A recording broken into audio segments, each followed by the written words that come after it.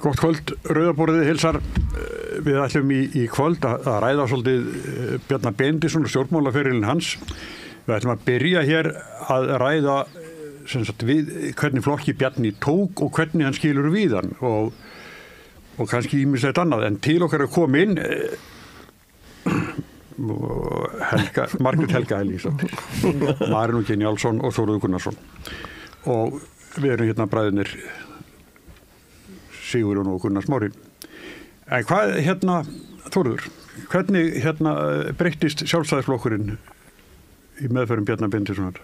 Hann tekur náttúrulega við flokknum á erfiðum tímapunkti. Það er náttúrulega fjármálakerfið nýbúið að fara í algjört kál, bæði hérlendis og erlendis, en eins og við vitum öll þá þetta fór Ísland verr út úr þessu heldur við margir aðrir. Við vorum ekki með þennan sama lánveitanda til þrautavara eins og bankar í Evrópu til dæmis.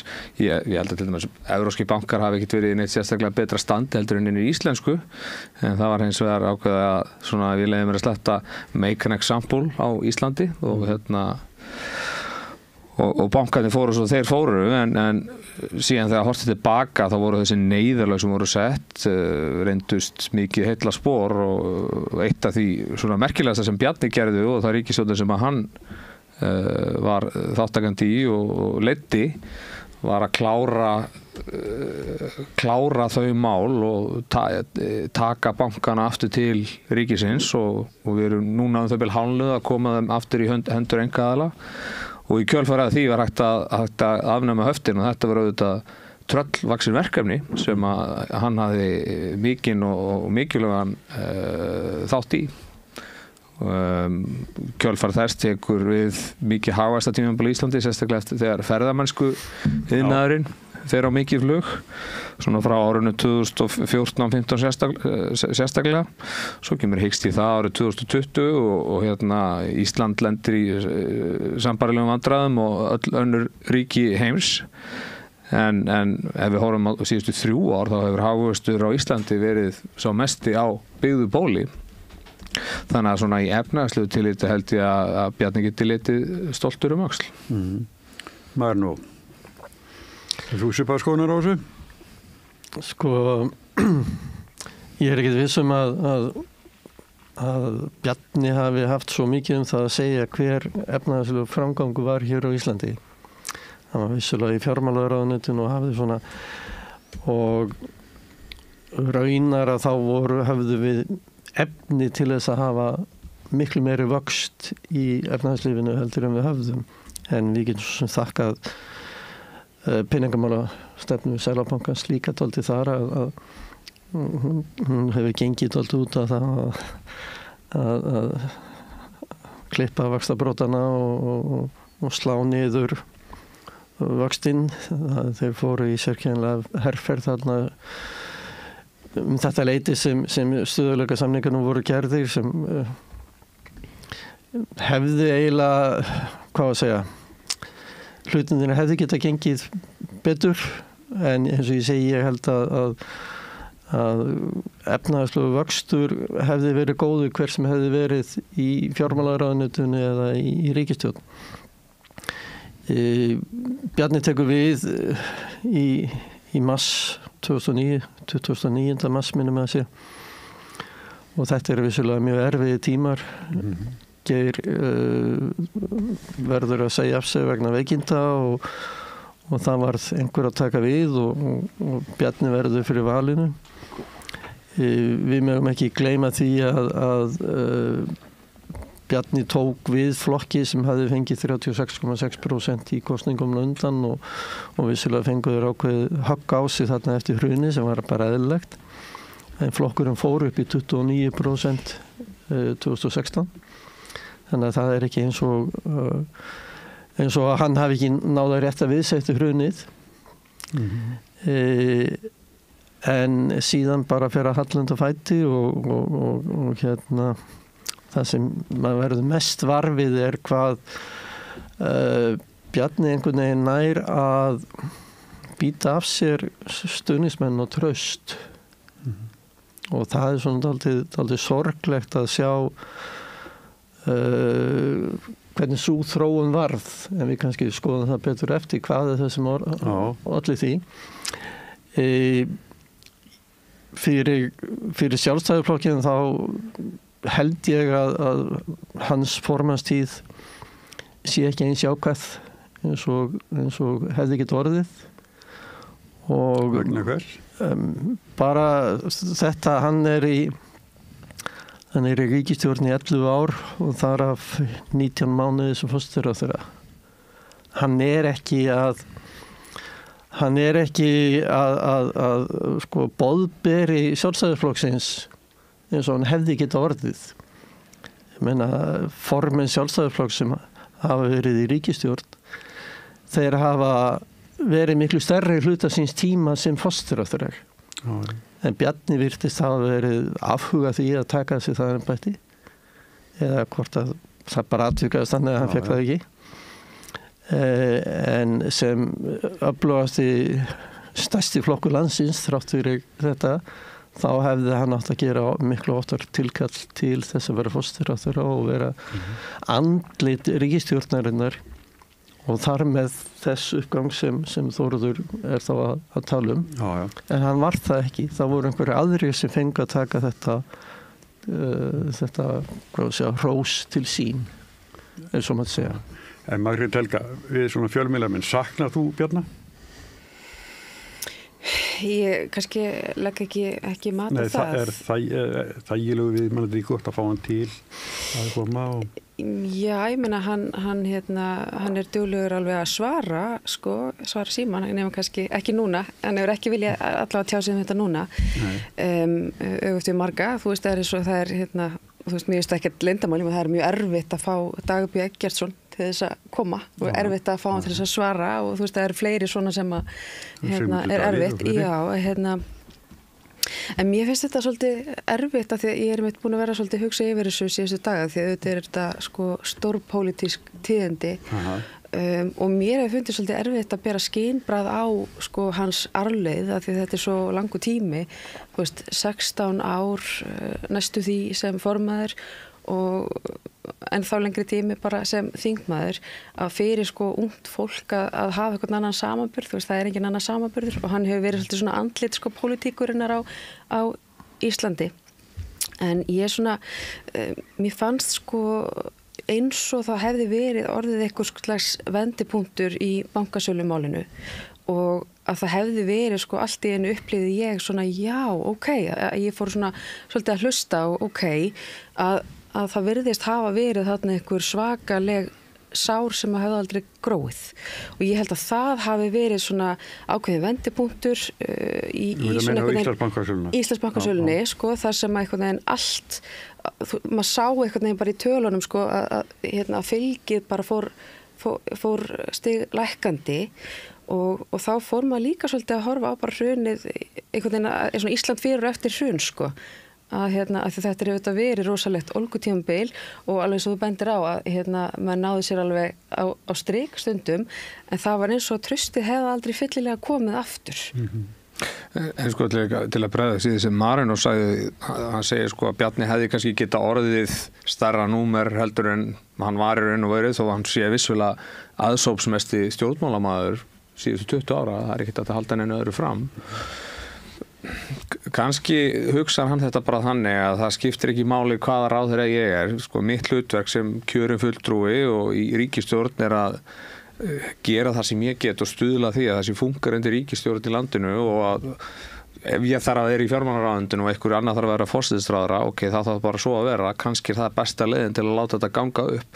Þetta kannski ekki í hans huga eitthvað egomál að verða forsætisráðherra, og þráttur að hann hafi ekki verið forsætisráðherra nema í 19 mánuði í 2 skömmtum, þá enga síður stendur hann eftir sem langstærsta númeri síðustu 20 ár, og varðandi Íslandsbankamálið, þá brýtur Bjarni auðvitað ákveðið blað með að segja af sér eftir þetta, og bara við heyrt það svo oft á síðustu árum og áratugum jafnvel að eitthvað sem heitir pólitísk ábyrgð ekki til á Íslandi. Hann axlaði pólitíska ábyrgð þarna, ólíkt til dæmis Svandísi Svavarsdóttur sem að gerist brotlegu stjórnarskrá. En var því svona ódýrt að skipta bara um ráðuneyti? Já, það svo önnur umræða, en hann hættir þá allavega í þessu ráðuneyti segi, ég ætti ekki að sitja áfram í þessu ráðuneyti þar sem að ég tel það ekki verið að hafið yfir allan vafa, þó svo að það hefði honum yfir í lífsins svo ómögulegt að geta skipt sér einhvern veginn af þessu, þá væri hann að brjóta önnulög sko, en hann segir þá allavega af sér sem ráðherra, en hingað til hefur það hreinlega ekki tíðkast á Íslandi, þannig að þar sýnir hann ákveðna nýja breytni sem við höfum ekki séð. Það var reyndar áður að setja af sér Sigríður Andersen og Björgvin Sigurðsson og Sanna Birna og margir sjálfstæðismenn. Sigríður Andersen náttúrulega sagði af sér að því að flokkarnir sem voru með í stjórn fóru gjörsamlega á taugum og hótuðu að sprengja. Það var ekki þannig sem var í gangi þarna. Hanna Birna. Hún sagði af sér vissulega, en þetta mál eins og eitthvað álit frá umboðsmanni sem að fól ekki í sín eins konar kröfu afsögn, þetta var álit frá umboðsmanni, hann tekur það þannig til sín sko.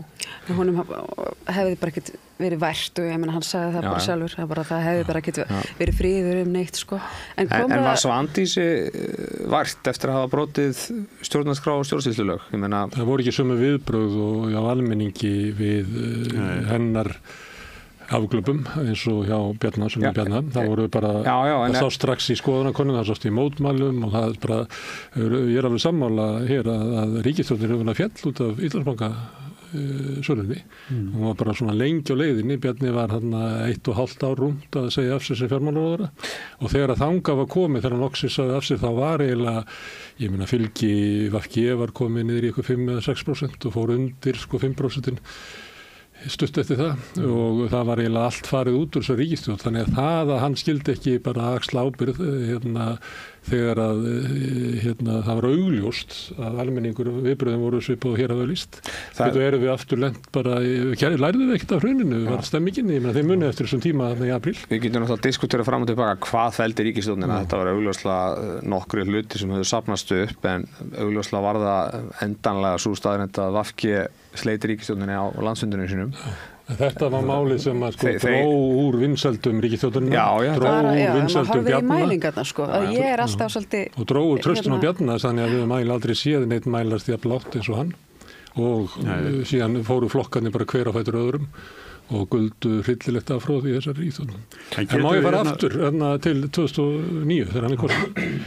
Af því að hvað Eva Skí og Eva Mundi, ég kann ekki þessa vísu, hann kemur hann inn sem ný kynslóð, það er kynslóðaskipti, og þarna er ennþá inni í flokknum, þótt allir séu sárir, þá er inni þarna Evrópusinnarnir eða frjálslyndu Evrópusinnarnir, gæti kannski einhverju viðreið skalla það.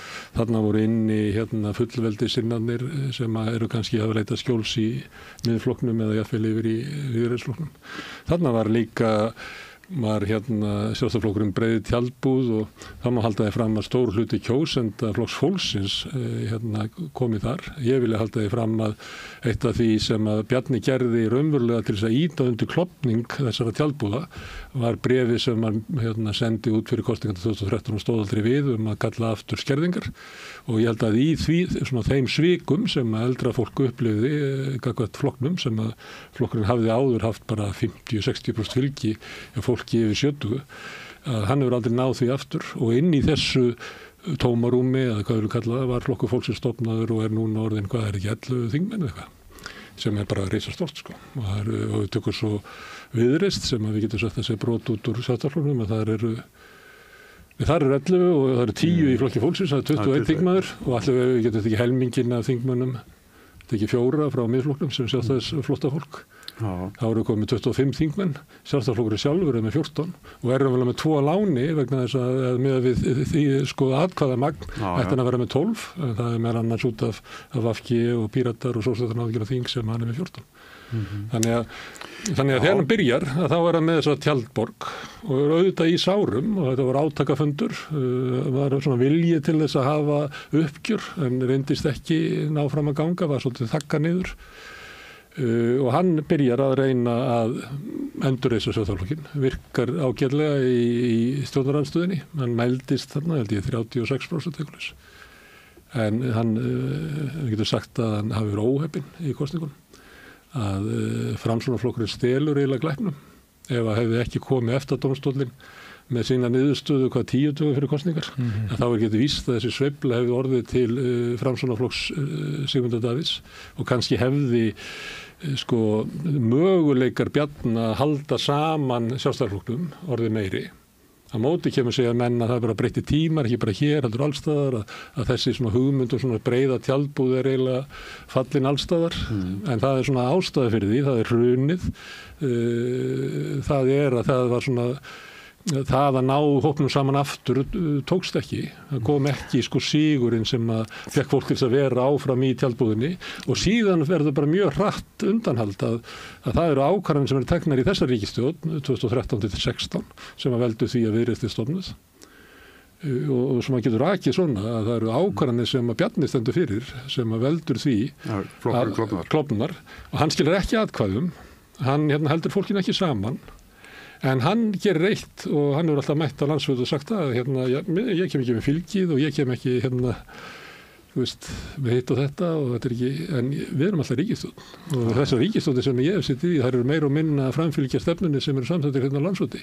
Þannig að ég hef frábær fulltrúi þessar landsfundar og hefur náð því, þótt að hann hafi minna og minna fylgi meðal þjóðarinnar, þá verður alltaf meira og meira fylgi sko í stjórnmála og það er kannski snild Bjarna að þrátt fyrir svona veikari stöðu flokksins gagnvart almenningi að þá verið sko Sjálfstæðisflokkurinn aldrei hafa verið, heldur á þessum tíma, hvað er þetta, 11 ár, aldrei verið jafn mikil svona miðja íslenskra stjórnmála og Bjarni þar að leiðandi kóngurinn. Sko, við verðum líka að hafa eitt í huga að skýrslan kemur 2010 og það er svona strax eftir að skýrslan kemur út að þá Rannsóknarnefnd Alþingis þá er svona strax kemur þetta fram að sjálfstæðismenn ætluðu bara að bíða af sér storminn og það var svona tekin ákveðin afstaða að flokkurinn ætlaði ekki að læra af því sem hefði gerst. Ólöf Nordal hún talaði það meðan þessi skýrsla er að þvælast fyrir okkur. Hún notaði það orðalag. Hún notaði líka það orðalag að formaður flokksins hefur tekið þá óvanalegu ákvörðunum af formanni flokks í stjórnarandstöðu að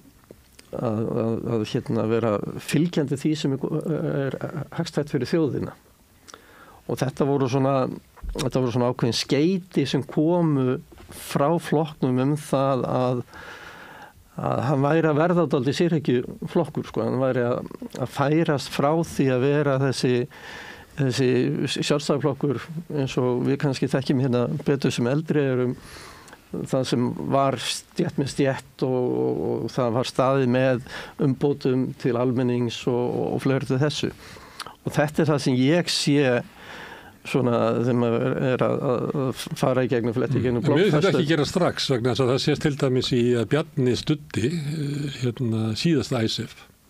Jú, en núna gleymir Wikileaks legunum það að þeir voru ekki gera yfir ISF, þetta var bara pólitík. Þannig að það hann sagði það í boði í bandarísku sendiráðinu og þessu var lekið af Wikileaks. Ég var bara að taka munin á því hvernig sko Davíð lagði upp hvernig þetta halda stjórnarandstöðu, það voru að vera að vera á öllum málum. Ég heyrðist þú vera að tala um það að þú veist að tala um að standa ekki með svona það sem var í metið sem svona þjóðarhagur út frá því hort fram með því hvað verið svona þröngur hagur flokksins að þá finnst mér það vera dæmi um það en það hefa margir sjálfstæðismenn verið að gagnrýna Bjarna einmitt fyrir það að hafa staðið mælt með síðasta og kosið með líklega. Jú, ég meina hann gerði það og en það gerði ekki alveg strax að hann fari yfir að vera svona sérhagsmunir en hann gerði það líka vegna þess að hann var svona pínlítið að skrattast í VFG og þessum hræðilega samningi sem Sávar gerði í umboði Steingríms Sjóð og við vissum alveg að það andaði köld á milli Bjarna og Steingríms Sjóð á þessum tíma. Þannig að síðan kemur líka þegar hann tekur ákvörðun að Sjálfstæðisflokkur styðji þetta og það sem reynda að gera ekki allir Steingrímur Jóð og Jóhanna voru rosalega fegin að heyra þetta að það veri möguleiki á því að kemur bara brein samstæðin á þinginu sem að myndu styðja ISF og þau varu skorin niður úr snörunni og það ákvörðun sem að Bjarni tekur sem að margir inn í Sjálfstæðisflokknum skilgreinir að það hefur verið þvert gegn hagsmunum flokksins. Jó, en þessi stuðningur var við gjörbreytta hugmynd. Ég var að vinna á Morgunblaðinu hérna 2009 til 12 eða 13, þannig að þú getur ímyndað með hvað mér fannst þetta. En þessi niðurstað sem kemur eftir sumari 2009 ekki sami samningur og Sávar lagði fram. Og hann raunar það mikið breyttu samningur að viðmeðlendur Bretar og Hollendingar þeir hafnunum og þannig að minna, jú, það var það Ég er ekkert að leggja mat á hvort að það hafi verið rétt eða rangt að kjósa þennan samning ég er bara að benda á að þarna í upphafinu þá er eins og sé verið tilraun á því að búa til svona breiðari Sjálfstæðisflokk, að búa til einhverja svona sátt það en það er eins og til dæmis þetta mál og fleira hafi valdið í að þegar að viðreisnarfólki fer frá að þá er eiginlega tónnin svolítið, ég meina farið við fyrir betra sko. En við erum búin að tala svolítið mikið þetta, mér langar að spyrja sérstaklega ykkur sem eru svona gagnrýnin á Bjarna, en ykkur staðar hljótið að geta bent á eitthvað sem hann bara gerði bara mágætur. Eða hvað? Já, ég held að stöðuleikasamningarnir hafi verið ágætlega gerðir. Ég held að ég er enda sammála því að... Var það ekki meira Sigmundur Davíð? Nei, ég man alveg eftir kosningum 2013. Þetta var kallað svigrúmið. Það vissu allir af þessu. En það var bara, Sigmundur Davíð var eini sem var svo ósvífinn að segja, ég ætla að taka 300 milljarða og borga ykkur. Aðrir svona hrukku til og segja má þetta, má bara segja eitthvað til þennan tölu að þetta er ekki í hendi og annað slíkt og þannig að þið getur bara skoða gömul kostningasjórn. Er það leiðréttingur að? Nei, svigrúmið. Já, svigrúmið í gömlu bankunum. Og það var alveg vitað, en ég meina sumiliti það snildin hjá Sigmundur Davíð hafa einhverjum eignað sér þetta bara með mann og mús. Ég var alltaf Bjarni leiði hann það svolítið. Hann leiði hann það og ég var alltaf að bíða eftir ykkur svona trompi frá Sigmundur Davíð í þessum kosningum en það kom ekki. Nei, en þetta er það sem ég að tala að Bjarni leifði öðrum að eiga sviðsljósið. Það kostur. Já, en meina fyrir flokkin, fyrir fylgi við Sjálfstæðisflokkin að þá viltu sem stjórnmálamaður eignaði sviðsljósin eins mikið og getur. Þú er að ná fram einhverju svona eðlilegri niðurstöðu sem myndir bóta fyrir samfélagið. Jú, en þetta er það sem ég þetta er það sem ég segi að þess vegna tapar er Bjarni ekki þessi afgerandi sigurvegari á allar þessu sviði sem formaður Sjálfstæðisflokksins að því hann er alltaf að gefa hinum formannum séns að segja Já, þetta er mitt mál. Sem eðlilega góðra stjórnenda. Mér finnst það bara mjög góð sviti í rauninni, Ég veit og svo þurfum maður líka að hugsa bara í, atvinnulífið í dag, bara hugverkaiðnað, nýsköpun, af því að okkur vantaði einhverja fleiri stóðir undir bara einhvern veginn atvinnulífið, Og svo er annað sem að mér finnst svolítið hugrætt af honum að hafa gert er að gefa ungu fólki eins og Áslaugu Örnu svona mikil sjans og það er ekkert allir sem hefðu gert það Og Þórdísi, Kolbrún náttúrulega líka. En mér finnst það eins og þetta tilheyri freka fyrri hlutan, það sem hann gerir svona hluti, það sem hann eins og hann ætla að verða formaður nýs Sjálfstæðisflokks. Þegar að fer að líða á að þá er hans fólkar Jón Gunnarsson og hann er bara einhvern veginn allt annars öðrum staði. Er það ekki bara oftast þegar að menn er búin að sitja og lengja völdum að þá svona fara þeir að fókusera eitthvað út? Ég held að það sé engin stjórnmálaleita en hann er búin að vera þingi í meir en 20 ár, búin að vera formaður í yfir 15 ár. Ég held að ekki nokkur maður sem hefur verið í slíkri stöðu í alla þennan tíma svífum og bleiku skýi sko allt til enda sko. Allan fyrir. Sama hverju þú ert sko. Já. En svo fór einhvern veginn glansinn meistrar eins og Margaret Thatcher var óvinsaleg restina. Þetta var allt eitthvað svo grátt á litin þegar öllum litunum var að blanda saman í síðustu ríkisstjórn. Ég held að hafi allir tapað á því sko. Það var ekkert afgerandi sko hægt að tengja við flokkana sem gerðist. Það var einhvern veginn allir daldi meira og minna ósáttir. Það mætti segja honum og Katrínu sem að má deilum hvor væri sko mikil fenglegast, ég var ekki að orða það, mikil fenglegast í stjórnmálabæði síðustu 20 ára. Aðsóknsmesti, hún á tilkall í það líka. Að þeim náttúrulega mistókst til að selja þessa ríkisstjórn. Fyrra kjörtímabili ruglaðu því að þau fenguðu COVID og kannski bara vanmátuð að hvað það þarf til þess að selja svona ríkisstjórn. Svo þegar COVID fór að þá náttúrulega var ekki söluræðan til og ekkit fylgi með þessu ríkisstjórn. Og það ruglaða sem hélt saman þessari ríkisstjórnuna 17 til 21 var bara að Katrín, Bjarni og Sigurður þau bara náðu ágætlega saman svona okkur persónulegu leveli. Það ruglaða það sem að lítið þetta gangu upp. Ef þetta hefði verið eitthvað annað fólk þá ég ekki viss þetta hefði gengið svona vel og hefði verið endurnýjað eins og til dæmis þegar Guðlaugur Þór bauð sig fram á móti Bjarna á landsfundinum 22 þá man ég eftir viðtali við hana Hildi Sverrisdóttur á Sprengisandi þar sem hún sagði sko ef að Guðmundur Ingi kemur ef að Guðlaugur Þór kemur inn á hann 3 manna formálafund í staðan fyrir Bjarna með Katrínu og Sigur Inga þetta breytist eitthvað dýnamíkin. Það er bara hannig. Það var sannlega það sem að hélt þessu saman svona lengi og svo þetta líka alveg rétt mætt gagnrýni hjá Sigur Inga það þurfti ekkert að ræða pólitík sérstaklega mikið á þessu kjörtímabili. Það er að segja seinna kjörtímabilinu. Nei, fyrra kjörtímabilinu. Fyrra. Það nú deilum við það hvort það hafi verið til gagns að halda þessu saman. Ég held að þau séu bara öll meira minna innst inni. Þú veist, ég meina, þið ekki bara búin að viðurkenna þetta voru mistök 21. Já, það er 2 þeirra hægt í pólitíkirunni. Já, en það sem ég náttúrulega gerist er það að vegna þess að sko, það er svona COVID ástand, þetta er svona pínlítið COVID og svona pínlítið stríð.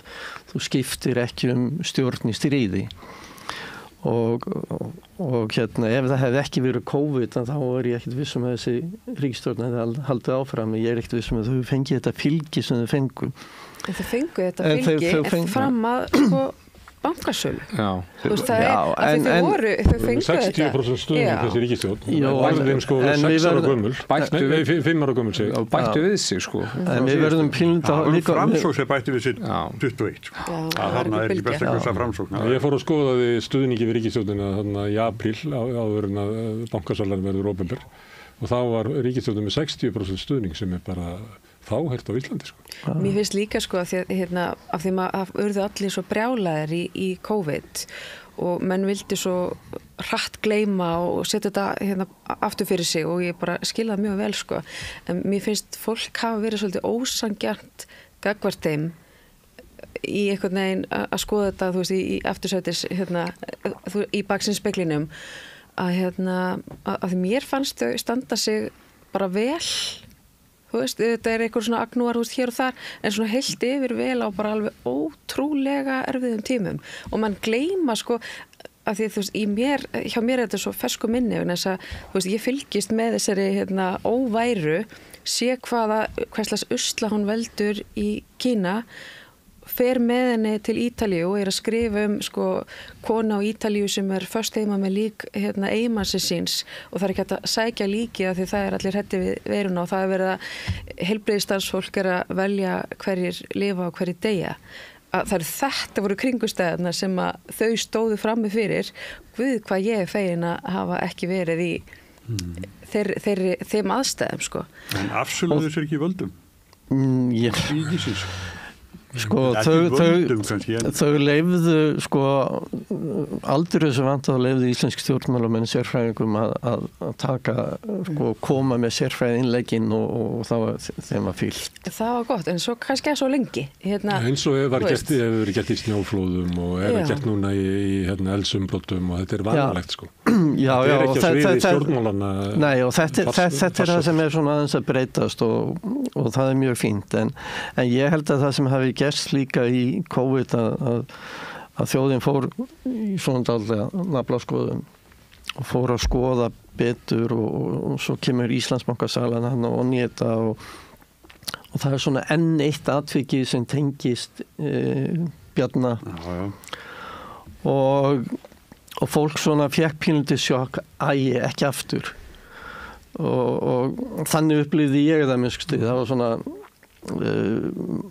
og þá held ég alveg samanlega því, þá held ég að þessi stjórn hafi verið búin og það hafi raun að verið röng ákvörðun að halda áfram á þeim tímapunkti. Já, mér líka svör Bjarna á þessum tíma voru ekki nógu góð. Nei, menn þetta tók líka hverju voru að kaupa. Já, það var náttúrulega Bankasýslan náttúrulega gerði alveg gjörsamlega buksunar í þeim tíma og fyrir mig sem svona sérfræðingur í öryggismálum og ferlum og allt þetta að þá eiginlega bara hristum maður hausinn býtu fyrir ekki útbygguð þið ekki ferlana sem þeir átt að fylgja eftir.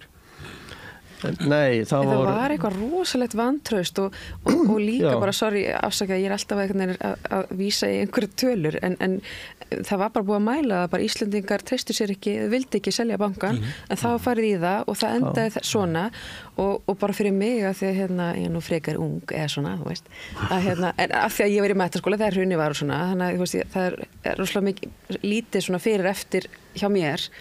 Þannig að ég er oft bara svona reyna að rýna í, þú veist, að ég sá að það var svona fólk sem svona vanalega var ekkert að hafa sér mikið fram í pólitískri umræði að það var ekkert bara mætt á göturnar sko, því var svo algjörlega nóboðið. Og var ekki svo langt síðan að var á götunum, það var í Panamaskjölunum 2016. Þetta er 2022, þannig að það er ekki svo langt síðan og svo ertum við bara stutt yfir í búsaldabildinguna og þá getum við að fara tilbaka og sagt þess að kannski var það vanmat Sjálfstæðisflokksins og Bjarna á að þeir þyrftu að breyta ykkur eftir hrun, að þessi aðferð að bara býða þetta af sér, býða skýrslurnar af sér og fara svo í gang þegar það væri komið svona gangur í hagkerfið og allir verið bara glaðir að vera komið ferðamenn og þá getum við bara selt bankana og gert þetta allt þótt svo almenningu sína ekki vilja. Það hefur kannski verið bara eitthvað svona vanmat á vanlestur á þjóðarsálinni. Það lítur að vera eitthvað svoleiðis í því ef við erum með formann Sjálfstæðisflokksins og valdamesta stjórnmálamann landsins sem að mælist alltaf bara með óvinsalesti ráðherrann í hverju ríkisstjórn fætur annari. Það er eitthvað svona vanlestur á almenningi, annarkvæmt hann bara telur sig ekki þurfa að lesa hann eða hann kann ekki lesa hann. Þórður, getur þú nefnt eitthvað svona lágpunkt hjá Bjarna? Lágpunkt, þeir eru búin að nefna hápunkt. Já, eins og ég sagði það, ég var ekki sammála því að samþykja ICF 3, ég meina þeir sem að virkilega lögðust yfir hvernig lögin liggja í þessu öllu saman, þá var það alveg augljóst að Íslenska ríkinu bara aldrei neins skylda til að borga þetta allt saman, þannig að það voru ákveðum vonbrigði. Ég get líka nefnt það að hafa framlengt þetta stjórnarsamstarf 2021, ég held að það hafi verið mistök en þetta var náttúrulega erfitt að gera það ekki í ljósi úrslita kostingana þegar Framsókn bætti mest við sig en ég held að það hafi verið mistök að gera það en ég held að þetta sé tilraun sem verði ekki reynd aftur í bráð að mynda ríkisstjórn frá vinstri og yst til hægri. Afleiðingin af því er auðvitað svo að Sjálfstæðisflokkurinn hefur þetta sitjandi gagnrýni frá hægri allt þetta kjörtímabil, Miðflokkurinn greip það tækifæri en þetta er svona, þetta tvennt sem kemur helst upp í hugan. Mér finnst þessi gagnrýni sem hann fékk á sig í kringum Íslandsbankamálið, þú voru mörgulegt fráleit, hann var í engum færum eða föngum til þess að geta haft ykkur áhrif á það, þá var hann að brjóta stjórnsýslulög, átti hann að fá tilboðsbókina upp á skrifstofu til sín og lesa í gegn hverju voru að bjóða. Já. Og það er ekki eins og það er ekki eins og Karl faðir hans heitinn hafi hringt niður í Íslandsbanka og beðið að fá að kaupa, hann er nú bara í ykkur í fjármálaþjónustu í okkur banka og það er bara keypt fyrir hans hönd. En hann var sá sem var æðsti maðurinn í þessari sölu. Vissulega. Það var umboðsmaður Alþingis, það var Ríkisendurskoðun, það var fjármálaeftirlitið. Þetta fær fjalla í öllum sviðum. Samkvæmt svona formunu samkvæmt ber hann aðstu ábyrgð á þessu en það er bara tæknilegur ómöguleiki að hann hefði getað vita að fjármálaráðgjafi föður hans hefði hringt í Íslandsbanka og tekið í þessu fyrir einhverja peninga. En það sýnir þetta best það vantaði ferlana til þess að fylgja eftir þetta og við getum ekki tekið svona stóra ákvörðun eins og með sölu Íslandsbanka. Sem var þó í stjórnarsáttmálanum átt að gera, sko. Já, en við getum ekki farið í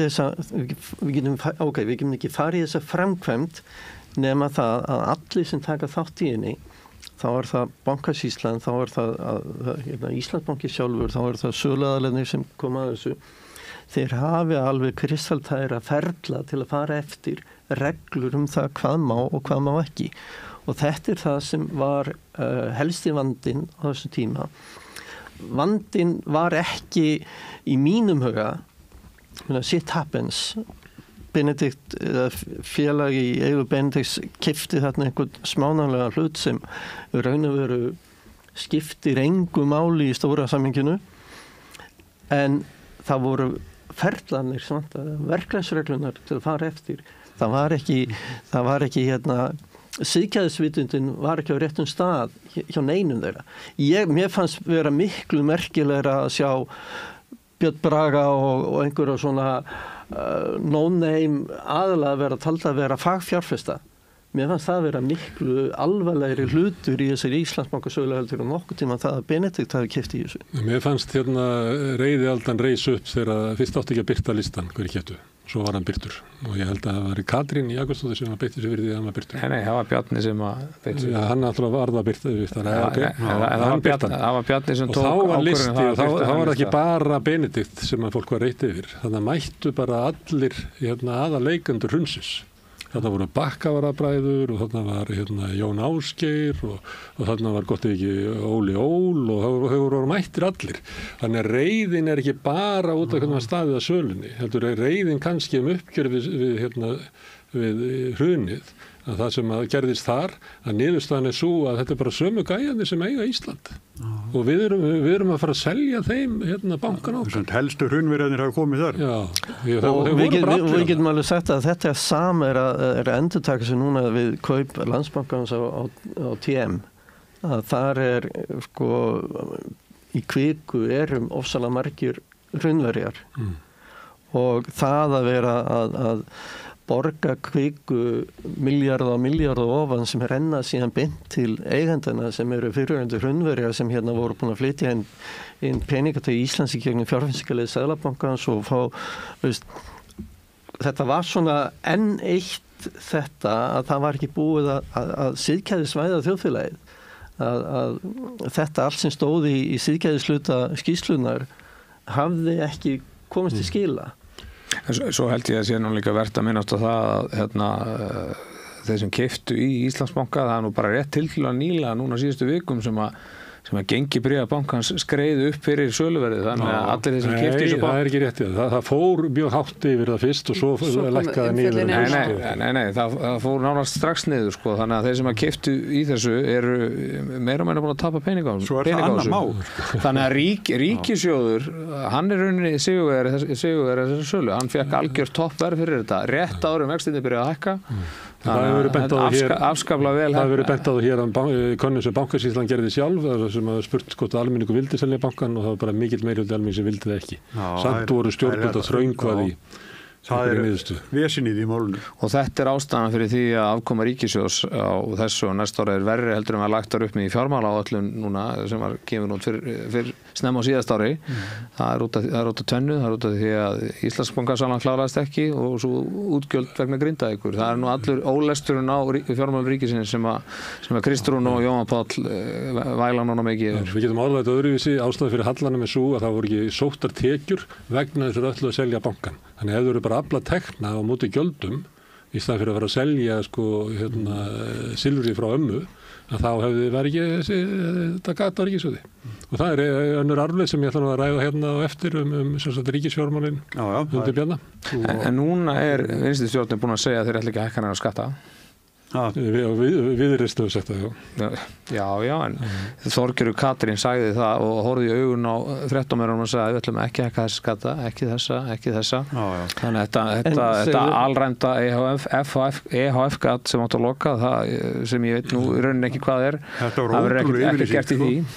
En segðu mér eitt að þú kallaði hana vinstri stjórn núna og nú var síðasta stjórn líka kölluð vinstri stjórn vegna þess að VG var í henni. En samt nú þannig að balansin í þessum báðum stjórnum var hægra megin við miðju, bæði í fjöldaráðherra og fjöldaþingmanna, að þá eru fleiri þingmenn og fleiri ráðherrar sem eru hægra megin við miðju í báðum sem ríkisstjórnu heldur vinstra megin. Af hverju er hún vinstri stjórn frekar en miðjustjórn eða hægri stjórn? Við erum snafið töklum og haldið þær í ríkisstjórn, það er bara augljóst og skipt ykkur ráðumna. En mér langar að spyrja Sjálfstæðisflokkinn, að þau verum hvernig hann þróa svona sem pólitískt og það er náttúrulega mikla breytingar sem hafa áttist á Íslandi, hann tekur við bara eftir hrun og líklega sá engin út úr þessu hvað gæti komið út úr þessu, bara út úr Sjálfstæðisflokknum eða hvert íslensk stjórnmál myndu þróast. Og svo hafa íslensk stjórnmál þróast eins og þau gera, en líka út allan heim. Það eru mikla pólitískar sviptingar í öllum okkar heimsluta. Og það er svona, hvort að við væri til að velta því fyrir svona hvað, þegar Bjarni tekur við, hvað hann sér fyrir sér að hann geti gert úr þessu flokki og hvort að það sé ykkur kannski í líkingu við það sem að hann síðan fer. Það geti út að skipta í máli, en ég meina því að þess Sjálfstæðisflokkurinn svona í svona deglu stjórnmálana, er hann afgerandi pólitískt afl sem að reyna að móta þróunina eða hefur hann verið meira og minna að bregðast við einhverjum annars vegar kröfum, einhverju hagsmunaaðila og svo því sem hann bara mætir honum hverju sinni í stjórnmálunum, einu sinni semur hann við Sigmund Davíð og næst semur hann við Katrín Jakobs og Við vorum nú eitthvað svona að reyna að rýna í þetta, við vorum með pallborðsþátt í gær og það var nú einhver sem var svona að reyna einmitt og var svona að bera saman, þú veist, bara tíð Davíðs Oddssonar og fleiri sko og gat nefnt einhvern veginn til kannski svona fleiri svona aktúal mál og hvernig Davíð breytti flokknum? Já, og þú veist, og bara einhvern veginn, þú veist, bara stórar breytingar eiga sér stað og bara Íslandi sko og Sjálfstæðisflokkurinn hefði frekar sko farið í að vera svona að standa vörðum hluti, þú veist, að verja hafa frekar óbreytt ástand í staði fyrir, vera frekar í vörn en sókn, en þetta var svona það sem þetta var svolítið svona tónninn í viðmælendum allavega sem að Þetta skiptir máli, hvort að fórustan sko sé svona mótandi í aðgerði sínum, ég meina það verður ekki annað sagt Davíð Oddsson, hann hefði verið það, hann umbreytti bara Sjálfstæðisflokknum og það eru fólkin í sem talar gamla góða Sjálfstæðisflokki sem Sjálfstæðisflokkur fyrir Davíð Oddsson sem innleiðir miklar skattalækkanir til fjármagns- og fyrirtækjaeigenda og gerir mikla breytingar. En það er erfiðar að sjá það hjá Bjarna, það er eins og hann sé að verja fenginn bara. En svona til þess að vera líka sanngjarn sko, ég held að hann auðvitað tekur við á alveg ótrúlega erfiðum tíma og á svo miklum ólgu tímum, á tímum líka tortryggni bara í garð stjórnmálafólks og stofnana og ég held að það hafi líka bara haft verið mjög þýðingamikið í þessu samhengi sko. Erfitt að fara einmitt framkvæma stóra hluti og eins og í þessari bankasölu að það einhvern veginn þá fannst mér að sannast sko og það er eitthvað sem að sko opnaði augum mín fyrir því sko. Kannski hafði ekki alveg áttað mig á hvernig í potti verið búið að hversu mikil sko tortryggni væri raunverulega að helmingast traust almennings gagnvart stjórnmálum og stofnunum stjórnmálum eins og alþingi og ríkisstjórnum í hruninu og hefur ekki náð sér. Og þetta er svolítið bara Ísland fyrir og eftir svona þegar maður er að skoða þetta. Mér finnst svona dálítið sko íslensk stjórnmál vera svona ekki neitt í dag. Það vantar einhver svona, núna erum við að sjá við þessu Kristrúnu koma inn á mjög afgerandi hátt og við skulum bara sjá hvað gerist þar. En mér fannst þetta vanta þessi kraftu sem eru að koma fram í Kristrúnu núna. Þetta er það sem mér hefur fundist vanta alveg frá því kosningunum 2016. Og mér fannst sem sagt kosningarnar 2009 það náttúrulega snerust ákveðið að koma Sjálfstæðisflokknum frá. Kosningarnar 2013 var að refsa endurreisnarliðinu fyrir það að hafa ekki staðið svona óvel í endurreisninni og hafa þetta svona gleymt almenningi í endurreisninni og síðan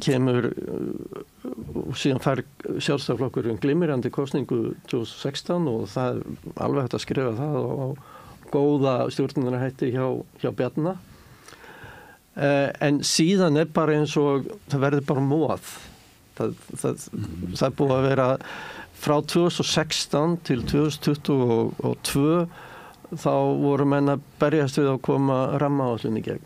Það gekk ekki. Það átti að endurskoða svo mikið í menntakerfinu, það að endurskoða örorkulífeyriskerfið. Það var ekki gert. Það var ellilífeyriskerfið var endurskoðað og tók gildi 1. janúar 2017 en örorkulífeyriskerfið það ekki ennþá komið í gegn. Rammaáætlun í ákveðnu limbo, það svona menn ekki sammála hvað að gera og heilbrigðiskerfið, við erum búin að bíða þau sem spítala, ég veit ekki hvað lengi, hann ekki ennþá komin. Það eins og það hafi ekkert verið sérstakt að gerast. Ferðaþjónustan kom sterkinn, fyrir ekki að ég kalla þetta ferðaþjónustu ekki iðnað og hún bara fór að sjálfu sér. Það var engin stefnumótun hjá einni í ríkisstjórn það hvað ferðaþjónustu ætti að gera. Það var ekki fyrir menn fóru að vakna upp við það ok, við erum að koma alltaf marga ferðamenn, við þurfum að fara að gera eitthvað. Þannig að það sem mér hefur fundist vanta og rauna miklu lengur íslenska stjórnmál stefnumótun. Það sé skýr stefnumótun. Hvert viljum við fara? Hvert viljum við taka þetta þjóðfélag? Og mér fannst í hvert sinn sem menn höfðu tækifæri til þess að fara þessa leið að þá var hver hendur upp mot annari. Ég hef ekki alveg sammála því að það sé ekki búið að gerast í heilbrigðismálum. Allir sem keyra Miklubrautina til vesturs þeir sjá nú að ég var að segja að við erum að bíða eftir það er nú ansi mikið að gerast og mikið gerst á skömmum tíma en það er alveg rétt það var ekki mikil tími fyrir pólitík á árunum 2020 til 2022 þar var bara verið að róa lífróður en 2009 til 2020 það var líka formaður. Það var líka formaður, en eins og ég segi, þá fyrir hluti þess tímabils fór í það að greiða úr öllum þessum vandamálum sem að... Spilaði hann ekki vörn í Stjörnunni? Spilaði hann vörn? Já, ég tek fram að ég er ekkert að skrifa þetta á Bjarna. Ég er bara að skrifa þetta á stjórnmálum almennt. Hvort að Sjálfstæðisflokkurinn hafi verið svona eins og að verja einhverja stöðu, frekar heldur að hann hefði náð að vera svona afgerandi í pólitískri mótun eða... En það finnst mér ekki. Mér fannst mikill kraftur í flokkstarfinu 2009 til 14. Ég reynda að flutti erlendis 2014, ég datta þessu út úr þessu þá. En á þeim tíma, þessum tíma sem þú nefnir 9 til 14, 15, þá var mikill kraftur á landsfundunum og mikið nýju fólki sem gaf sig að því að vera með í starfinu og við sjáum líka bara hver afræksturinn núna eru formannskosningar framundan og það er ekki 2 eða 3, heldur bara 4 eða 5 nöfn sem eru til umræðu þannig að það er sterk pípa af efnilegum kandidatum og viljugu fólki sem vil vinna fyrir fólkin þannig að ég sé mikil tækifæri á næstum árum fyrir Sjálfstæðisflokkinn. Núna? Já, hvað sérðu fyrir þér nýr formaður mun flokkurinn breytast eða Bjarni er hans arfleið áfram gangandi eða? Mér skilst að Bjarni, hann alltaf sagði það, hann ætlar ekki að fara fram á landsfundi og hann ætlar ekki að sæta á þingi og óstaðfestar fregnir, þá bara segir hann víst bara við þingflokkin við sjáumst í febrúar. Hann ætlar ekki að sitja á fundunum þingflokksfundunum, hann ætlar ekki að vera þvælast fyrir, bara leyfa þess að hafa sinn gang sem sennilega það réttaði stöðunni til hvers að vera að sitja þess að þingflokksfundi næstu 2 mánuði eða hvað sem að fara að hætta. Mér skilst það náttúrulega alveg að draga sér í hlé. Það náttúrulega þessi 4 nöfn sem allir eru að tala það eru Áslaug, Guðlaugur, Þórdís og Guðrún Hafsteins. Með Guðrún Hafsteins, ég veit ekki með hana, hún þótti mjög efnilegu kandidat fyrir einhverju síðan en svo gerist það að hún tapar Suðurkjördæmi til Ásthildar Lóu sem að býr í Kópavogi og ratar allavega í Suðurkjördæmi, segja mér heimamenn. Nei, hvað? Nei, það var nú bara eitt sem notaði akkurat þessu orðið mig, en Guðrún er mjög flott þannig að allir með Þórdísi, ég meina fyrir einhverju síðan þótti hún líklegust og á flokksráðsfundinu sem var haldinn sem sagt á 23 þá fekk hún svona rauðan dreigil og hélt langa og mikla ræðu og nánast eins og var að vera að krýna hana til næsta formanns þar. Mér finnst staða hennar ekki hafa styrst síðan þá, frekar þvert á móti. Þannig að þetta verður nú líklegast á milli Guðlaugs og Áslaugar en það eru sögursagnir það að þau séu svona allavega að gera tilraun til þess að snúa bökum saman. En ég veit að þau... Gulli verði stuttan tíma formaður og hún varaformaður. Já, eða hann taki varaformann og hún taki formann, en það náttúrulega svona svolítil hefð fyrir því í Sjálfstæðisflokknum að þegar það skiptum formann og blessunlega hefur það tekist að halda blessunlega hefur það tekist á formannum flokksins í gegnum tíðina að sitja lengi og vera svona meira og minna farsælir. Yfirleitt hefur verið farið í unga mannesku. Það hefur yfirleitt verið þannig. Og þannig að þannig að það þá örugglega Áslaug frekar heldur en Gulli en Gulli náttúrulega political animal eins og sagt og hann með sína herrlild klára en Áslaug það líka. Ég nefnilega bara með sterklega tilfinningunni að Áslaug heyrði þetta bara. Já, ég samanlega. Mér hefur fundist bara, ég bara að tala við fólk og mér finnst svona, mér finnst eins og, það kemur allavega ekki ávart. Ég hallast það því líka. Ef hún heldur sama stjórnunastíl sem formaður Sjálfstæðisflokksins og hún búin að halda í ráðuneytinu Queen, að þá má búast mikla af henni því að ég bara heyrt það að þar hafi allir starfsmenn verið mjög ánægðir með hvernig hún hélt á hlutunum. Áslaug sko duglega að rækta fólki sitt og líka svona félagslynd og Þannig ég held að... Hún kom eins og til okkar bræðra satt einu með okkur báðum og það var bara mjög gaman. Bjarni hefur ekki viljað koma. En varðandi formannaskipti... Ég verð að bæta við með Áslaug. Ef það ekkert með hann verið á einhverju mannamótum með henni, þorrablótið eitthvað, hún búin að ná að taka í spaðan svona 200 manns á svona 10 mínútum, þannig að það segir mikið. Svolítið Gulli líka. En má ég spyrja þig einu, Þórður, að því að þú ert nú svona harður sjálfstæðismaður. Hefði Bjarni átt að segja af sér á kosninganóttinni? Nei, það hefði verið ofyrirsjánlegt eða ekki. Það ekki yfirleitt best að hætta einhvern veginn hann að þú vilt ekki hætta þegar allir búast við og hættir Ég held að það sé alltaf best að hætta bara þannig að þú komir svona allavega flestum í opnaskjöldu. Var þetta skipti ákvörðun?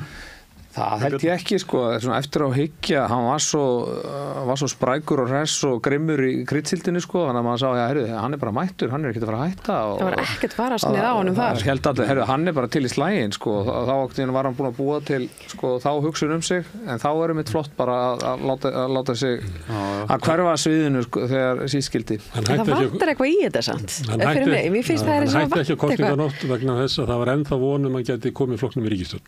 Þegar það var ljóst að hann kom ekki flokknum í ríkisstjórn, þá gat hann ekki raunverulega mætt sínu fólki, því hann ekki með fylgið, hann ekki með tröstuð í samfélaginu og hann ekki í ríkisstjórn. Þorgerður Katrín hefði getað farið. Já, það var vonin að það myndi þessi ríkisstjórn næði ekki saman og Þorgerður færi með Miðflokknum og Sjálfstæðisflokknum í ríkisstjórn og þá hefði Bjarni mætt á næsta landsfund bara sem fjármálaráðherra eða eitthvað. En hvernig myndi heimurinn líta út í dag ef að Þorgerður Katrín hefði fengið starf framkvæmdastjóra Samtaka fyrirtækja í sjávarútvegi, hún var að berjast það við Heiðrún Lind fram síðustu stundu og Heiðrún Lind fekk starfið og Þorgerður var mikið að eldast við það gegn og fekk ekki og svo næstu viku... Það kannski henni til rós núna hafi ekki fengið. Já, en svo bara vikun eftir fyrir henni viðreisn og eitt fyrirnan kótan, þannig að þetta segir manni kannski ímislegt hversu tækifæri sinni sú kona Varðandi formannaskipti að það nefnt að Kristrún kemur og verður svona það sem hún ætlar að breyta flokknum og stjórnmannunum og hún kosin sem formaður með það agenda. Það átti við Sigmund Davíð 2009 þegar hann var sóttur og tók yfir Framsóknarflokkinn. Ég veit ekki með aðra en það allavega svona tegund af formannaskiptum. Það sem ég á erfitt með átt að með á standandi fyrir utan Sjálfstæðisflokkinn það hvað munur á Sjálfstæðisflokki Áslaugar Örnu eða Guðlaugs Þórs.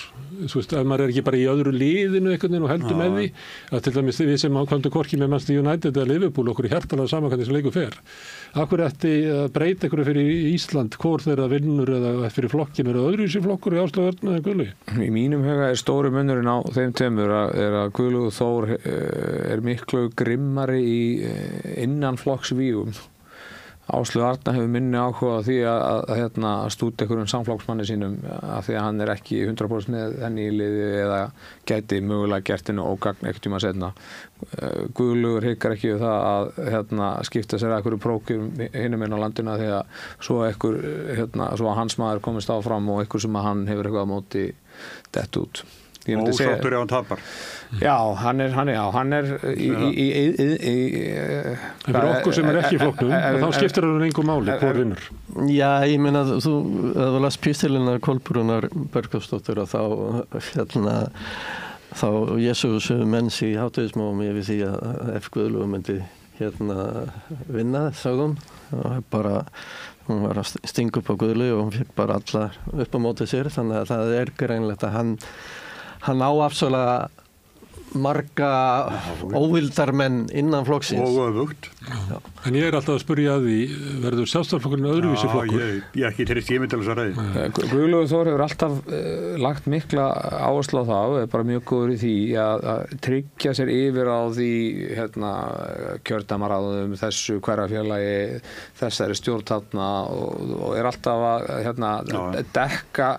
dekka svona stjórnsýslueiningar innan flokksins helst til að bara tryggja sér landsfundarsætin.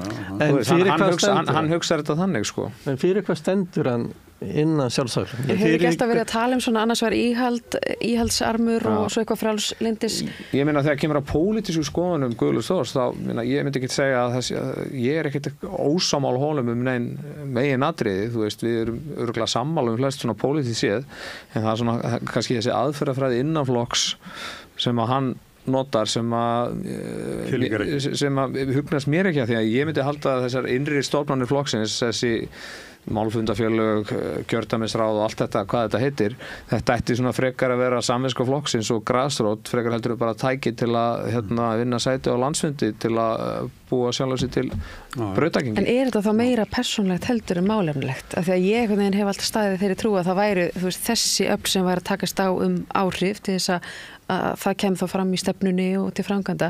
En hún var einmitt hjá mér, hún Ragnhildur Aldaður, hún var einmitt að segja það, taka svolítið einmitt bara, já þessi hefur reynst mér vel og svona stendi með honum sko. Þannig það er ekki að koma formaður sem segir auðvitað sem mig, þá ætla ég að fara með Sjálfstæðisflokkinn hingað. Nei. Það er ekkert að gera. Mér sýnist það. En þetta er flokkur sem er í stórkostlegu vanda, þannig að af hverju ætti ekki að koma fram formaðsefni sem segir leiðin sem að Bjarni fór, hún var röng, þessum erum við í þessari stöðu. Leiðin sem við eigum að fara er þessi leið.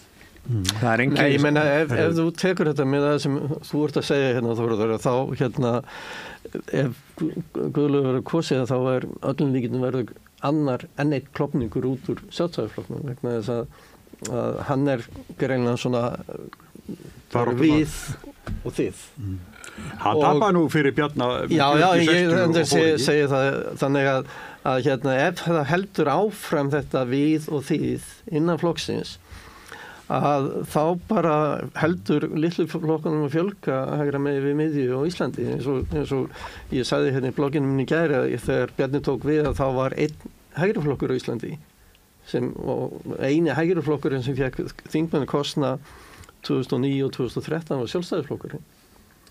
Hitt voru allt það var reynda frjálslyndi flokkur var nýtóttin að þingi þannig að Já, hann komst ekki inn 2009. Tíminn okkar er búinn og þú ætlar að ég ætla að þakka náttúrulega gestunum okkar kærlega fyrir og hvetja fólk til þess að staldra aðeins við ætlum að skoða Bjarna sem líklega áhrifastamannin í efnahagsmálum á Íslandi stýrt ríkisfjármálum meira og minna síðan 2013. Það verður góð og falleg frásögn, ekki sett? Já, við verðum bara, þetta er stór saga sem við verðum að fara við. Ásgeir Brynjar Torfason mætir hér eftir augnablik, ritstjóri Vísbendingar.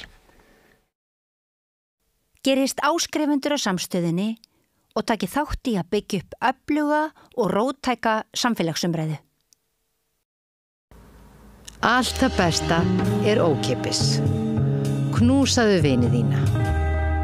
Samstöðin þar sem manneskjurnar koma saman. Með því að ganga í leigjendasamtökin styður þú baráttu leigjenda. Leigjendasamtökin eru fyrir öll þau sem vilja vinna að réttlæti og öryggi á húsnæðismarkaði. Leigjendasamtökin.is. Ertu á leið heim úr vinnu? Stilltu á FM 89,1. Þarftu hann að tala á borgarfulltrúa? Borgarfulltrúar Sósíalistaflokksins eru með viðtalstíma alla mánudaga klukkan 13:30 til 14:30. Það þarf ekkert að bóka tíma, endilega kikið við í Bólholt 6, 105 Reykjavík. Segðu það á Samstöðinni. Samstöðin í eigu hlustenda, áhorfenda og lesenda. Sláist í hópinn og gerist áskrifendur.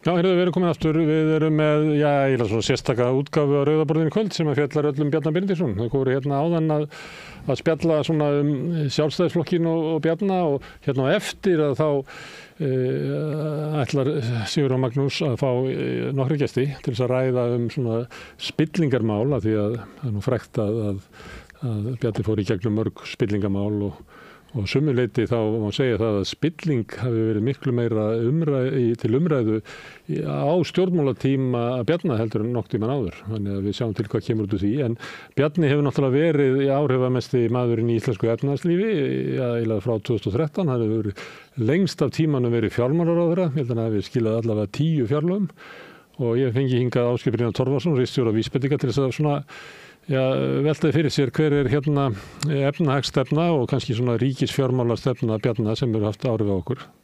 Og þetta er langur tími að þegar hann kemur inn að þá er stöðuleika samningarnir í gangi ennþá. Þeir höfðu náttúrulega gríðarlega áhrif á bara stöðu ríkissjóðs og stöðu íslensks þjóðarbús. Og síðan hefur hann verið valdamestur maðurinn í því að ákveða hvernig ríkissjóður er rekinn. Verið bent á hann hefur svolítið verið gjarn á að reka með halla. Já. Og þú varst, ég ætla kannski að geta þess að þú varst í hvað fjármálaráði sem að fór yfir fjármála áætlanir og... Já, ég lendi í því að vera svona hafa eftirlit með fjármálaráðherra tíð Bjarna Benediktssonar megni af tímanum. Lögin tóku gildi 2015, þessi nýju lög um opinber fjármál sem er samt arfleið af hruninu. Þannig að við erum nú svona að kljást við hrunið þegar við erum að horfa á þennan ferilans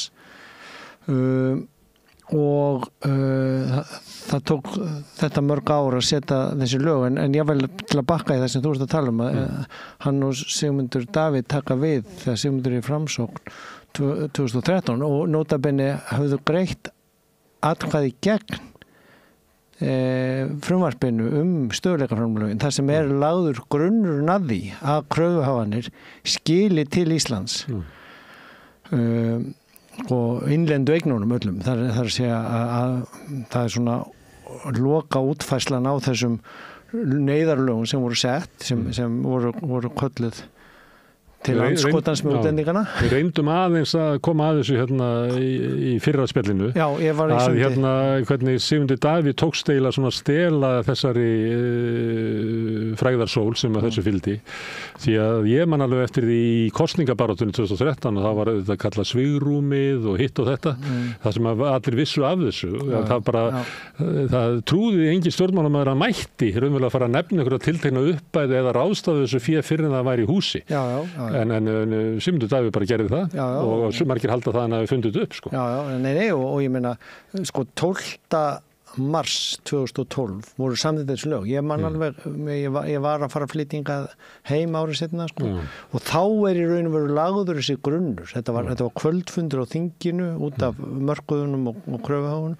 Þannig að þar það er svolítið furðulegt þegar maður hlustar í mainstream-smílunum. Ég var að hlusta okkar pallborð á Vísi og hérna á RÚV umræðunar umfjöllunina eftir að hann tilkynnir hann hætti, að þá er verið að segja söguna núna eins og að það hafi verið svo mikil vinna í hans fjármálaráðherra tíð að taka til eftir hrunið sem er eiginlega ekki, því að það er eiginlega stærsti leikurinn búinn 2013. Stór hluti búinn áður ríkisstjórnin 2009 tekur við. Það eru ákvarðanir sem eru teknar í ríkisstjórn Geirs Haarde sem voru mjög mikilvægir. Og svo náttúrulega stærsta verkið í ríkisstjórn Jóhannu og Steingríms sem það er kalluð. Það sem hreinsað til og þessir lög skilin sem 2012 þannig að þarna hægt að segja. Sigurjón bað mig að nefna eitthvað jákvætt Bjarna og ég nefndi meðal annars bara svona frágangin á þessu stöðuleika framlögum og svona því að þó að sé búið að setja ungulinn í fiskina þá verður eitthvað að draga hann borð og ég meina það ekki takt að benda á neina stórkostlegar glóríur sem hann gerir við það. Nei og ég meina aflétting haftana sem að ég myndi nú alltaf setja heiðurinn á Má Guðmundsson, seðlabankastjóra, sem að reyndar ef við ætlum að fara yfir allan feril hérna svolítið hratt að það var nú eitt af nokkrum tilfellum þar sem að ég alveg hárin risu á hnakkanum á mér þegar að ég var nýfluttur til landsins eftir 10 ár í útlöndum og Már búin að vera í 5 ár og það búið að vera undirbúið það að aflétta höftunum og þá tilkynnir Bjarni sem forsætisráðherra að hann ætli að auglýsa stöðuna og ætli ekki að framlengja eins og full heimil til 2 sinnum 5 ár í þessi mikilvæg eins og var gert við Ásgeiruna. Já, eitt af síðustu verkum Katrínar Jakobsdóttur hennar arfleið við að ljúka störfum að kynna handbókum siðareglur ráðherra og framlengja 5 ára seinni 5 ár Ásgeirs Jónssonar í Seðlabanka. En að þessu leyti að þess að við höfum verið að hlusta á uppgjör gagnvart Bjarna Benediktssyni, þá nefnt stöðuleika framlögin og það nefnt afnám hafta og þú vilt halda því til bókar að í báðum tilfellum hann kannski ekki megin leikandi heldur nýtur þess einfaldlega að vera í fjármálaráðuneytinu þegar að niðurstöðurnar Já, ég held að maður þurfa að teygja sögu túlkun og sögu skilning og sögu skýringu ansi mikið til þess að setja þann mið á að þetta sé arfleifð Bjarna Benediktssonar úr embætti. Það er eins og það horfið mér og ef maður hefur fylgst með þessu svona náið frá upphafi þá er þetta augljóslega aðrir sem gera vinnuna sem að þarf til að þetta gangi vel. En hann kemur inn í fjármálaráðuneytið eftir ríkisstjórn Jóhann og Steingríms sem alltaf kölluð þessu nafni, eða oft kölluð þessu nafni þótt að flesta ríkisstjórnir fái bara að vera að kenda við forsætisráðherrann, kannski þetta hvern fyrirlitning að Steingrímur flýtur alltaf með. En sú ríkisstjórn hafði dregið tilbaka eilítið sumar af skattalækkunum sem höfðu verið á fyrirhrunsárunum og lagt á auðlegðarskatt og bankaskatt og annað slíkt sem að þegar Bjarni kemur inn að hann byrjar að láta þessa skatta fjara út. Þeir voru lagðir tímabundið og ekki endilega með það markmið að þeir myndu endilega hætta eftir 3 ára eða eitthvað svoleiðis. En allavega hann kýs það að framlengja ekki þessa skatta sem hefur lagðið sérstaklega á, en hann fer ekki út í það að lækka aftur tekjuskatt fyrirtækja eða fjármagnstekjuskatt og annað slíkt og nýtur þess að rigna inn peningar inn í ríkissjóð. Og þarna ég búin að vera að leita að hvernig ég að ramma inn þessa arfleiðans og það er erfitt þegar ég er búin að spyrja fólk á rakarastofunni eða í sundi heitapottinum og svona til að heyra. Sem að fer að leita svara. Já, og svona safna inn ólíkri sín, fólk á ólíkum aldri og svona, það er mjög gagnlegt en sko út frá minni innan úr þessum 6 árum í fjármálaráði, ég hætti það 2022 en það í raun og veru arfleifð úr stjórn hans á ríkissjóði í fjármálaráðinu að veikja tekjugrunn ríkissjóðs sem er hinn hliðin á því að segja við kjósendurna sem hann er að fiska atkvæði frá ég er búin að létta af ykkur sköttum eða þá ég er búin að veit ykkur styrkur ríkissjóð til að kaupa nýju Tesluna og þið þurfum ekki að borga neinn vegaskatt, þið þurfum ekki að borga neinn bensíngjöld. Þannig að ríkissjóður er búin að tapa tekjum af innflutningsgjöldunum, af öllum rafmagnsbílunum, af öllu orku, eldsneytinu sem að þessir bílar þurfi ekki, sem er allt góðar aðgerðir fyrir umhverfið, en vegagjöldin sem áður voru innheimt í gegnum bensínið, þau voru ekki innheimt af þessu bílum. Og þannig er bara veiking á tekju. Það er meira en það, ég man ekki á hvaða tímabilið það var, kannski í 2013-2016, þá lækkaði líka mikið innflutningsgjöld og tolla. Já, sem að nýttist til að nýja sjónvarpið kosta aðeins minna og hér flæddi inn drasl frá Alibaba og einhverjum kínverskum netverslunum eflaust hafa heildsalarnir í flokknum ekkert verið sérlega á móti því að þurfa að borga minna af innflutningum sínum en eflaust líka verið fúlir út í að þarna kom miklu auðveldari leið til að kaupa á netinu inn til landsins. En aftur, þetta er veiking á tekjuöflun ríkissjóðs sem að þarf ekkert að vera slæm ef maður er þarna stuðlað betra samgöngukerfi en kannski getur verið slæm ef maður er að stuðlað meira bara drasli sem er keypt í landsins sem endar á sorpu eftir smá tíma, ekki gott fyrir umhverfið, en ef þú léttir af gjöldum, skattum eða tekjuöflun ríkissjóðs, þá áttu, ef þú ert ábyrgur fjármálaráðherra, að afla nýrra tekna í staðinn nú eða þá skera niður útgjöld en það sem að hann hefur getað flotið á gegnum megni af sínum tíma er að þetta hefur alltaf sloppið vegna þess að hagvöxturinn hefur verið svo mikil, veltan hefur aukist svo mikið, þannig að það hefur komið bara inn meira í virðisaukaskatt, það hefur komið inn meira í tekjuskatt. Svona fróðu áhrif, það sem að það er þannig í ríkissjóði vegna þess að það eru samþykktir skattar sem eru hlutfall að veltu eða launum eða eru slíku og svo eru útgjöld sem eru föst krónutala, að þegar það er verðbólga eða þegar það er hagvöxtur, að þá aukast áður en þörfinni fyrir aukin útgjöld er svarað. Það er mikilvægt að fólk hafi þetta í huga. Það er svona eins og þetta er góður tími fyrir fjármálaráðherra þegar það er byljandi hagvöxtur og jafnvel smá verðbólga. Og svo geturðu lagt það á kerfi sem eru vel uppbyggð og höfðu verið hönnuð, ég meina saman hvort við tala heitavatnsleiðsluna í Vesturbæinn eða vegakerfi og brýr eða svona, að það er hægt að hlaða meira á kerfið, fá hagvöxt, fá fleiri íbúa í borgina, fá mannfjöldaukningu, ferðamannaukningu, en upp að einhverjum punkti. Svo allt í einu verður pípan of lítil eða eins og fólk hefur séð hér sem býr í útkverfum og vinnur með svæðis eða vögt að allt í einu er bara umferðin í Reykjavík frá því að vera þegar ég flutti til útlandar helmingi styttri allir ferðatímar með að búa í svona borg nummer 2-3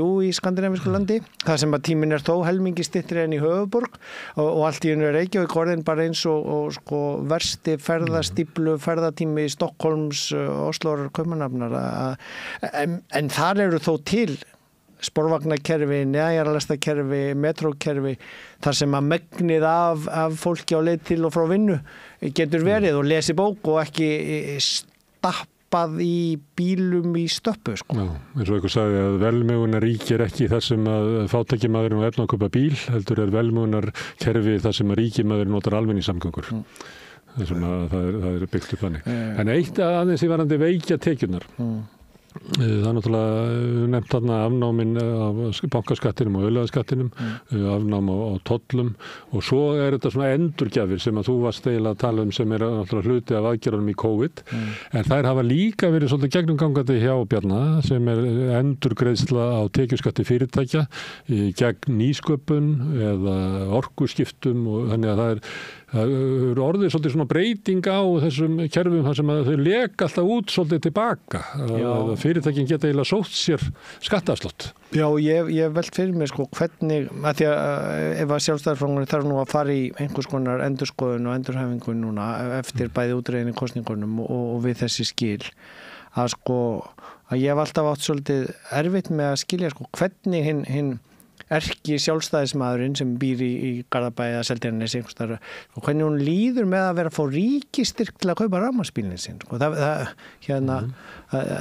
Eru þau ekki í prinsipun og móti því að ríki sé að eyða pening til neyslu fólks og það er líka Ísfélagi í Vestmannaeyjum og Samherji og fleiri að fá sko styrki út af orkuskiptum og svo það út af svona nýsköpun og svona, það alls konar fyrirtæki sem að sækja sér styrki tilbaka út úr kerfinu sem að þessi miklu, og það verið gagnrýnt mjög bæði alþjóðlegum stofnunum að eftirlitið með þessu í algjöru lamasessi og ég held að það sé líka hluti af arfleið. Já, ég meina það er sko ef maður horfir á þetta út frá þessi lögum opinber fjármál og eftirlit fjármálaráðs með fjármála áætlunum og planið sem verið að setja upp þar 5 ára áætlun, þannig sé ekki allt bara fjárlög hvers árs það sem verið að tryggja með hlutina, að þetta hefur ekki komið nógu vel út á þessum tíma. Auðvitað fullt af góðu fólki í ráðuneytunum sem að vinna vel eftir þessu og allt það, en ég leyfi mér að efast hve mikið hann hafi eitt tími að lesa álitsgerði fjármálaráðs sko, og ég á öllum þessum tíma, bara svona ef maður vill meta árlega stjórnmálamanna að það var bara einn annan fjármálaráðherra á þessum 6 árum sem ég var í fjármálaráðinu og það var nú bara í mjög stuttan tíma, þá var hann formað Viðreisnar, Benedikt sem var nú líka forveri minn sem ritstjóri vísbendingar og hann kallaði okkur í ráðinu 2 á fund, sko bæði þegar var ný byrjaður og síðan þegar við vorum búin að gefa fyrstu álitsgerðin okkar að þá kallar hann ráðið á fundi sín í ráðinu og tala við okkur og ég veist, maður á ekki að segja frá fundum en bara mjög gagnlegan fund og lýsir ákveðinni sko stjórnmálalegri sín og við horfum til svona stofnana þegar fjármálaráð stofnun eins og Ríkisendurskoðun eða umboðsmaður Alþingis sem hafa ákveð hlutverk í leikkerfinu í því að reka samfélag meðan að sko fyrsta skipti í raun og veru sem ég talaði beint við Bjarnar Benediktsson var eftir ég hætti í fjármálaráði. Ég mætti honum oft svona á Austurvelli eða í göngunum í ráðundinu og hann erst aldrei á mig, talaði aldrei við mig og heilsaði mér aldrei. Hlýtur að vita að ég verið ráðinu, ég rekna með því allavega, ég veit ekki, en í svili minn bauð mér inn í Sagaláns á Keflavík og báður að fara á landi í janúar í fyrra og þá sko við kaffivélina Halla Tómasdóttir, ekki orðin forseti og með einhverjum manni og hún snýsi við og helsa mér og þá verður svona Bjarni að tala við mig að því við stöndum alveg við kaffivélina að því að Halla er búin að kynna okkur þannig að þetta er svona birti fyrir mér aðeins eftir á honum var kannski bara alveg sama hvað fjármálaráð var að segja það sem að hans ráðuneyti var að gera í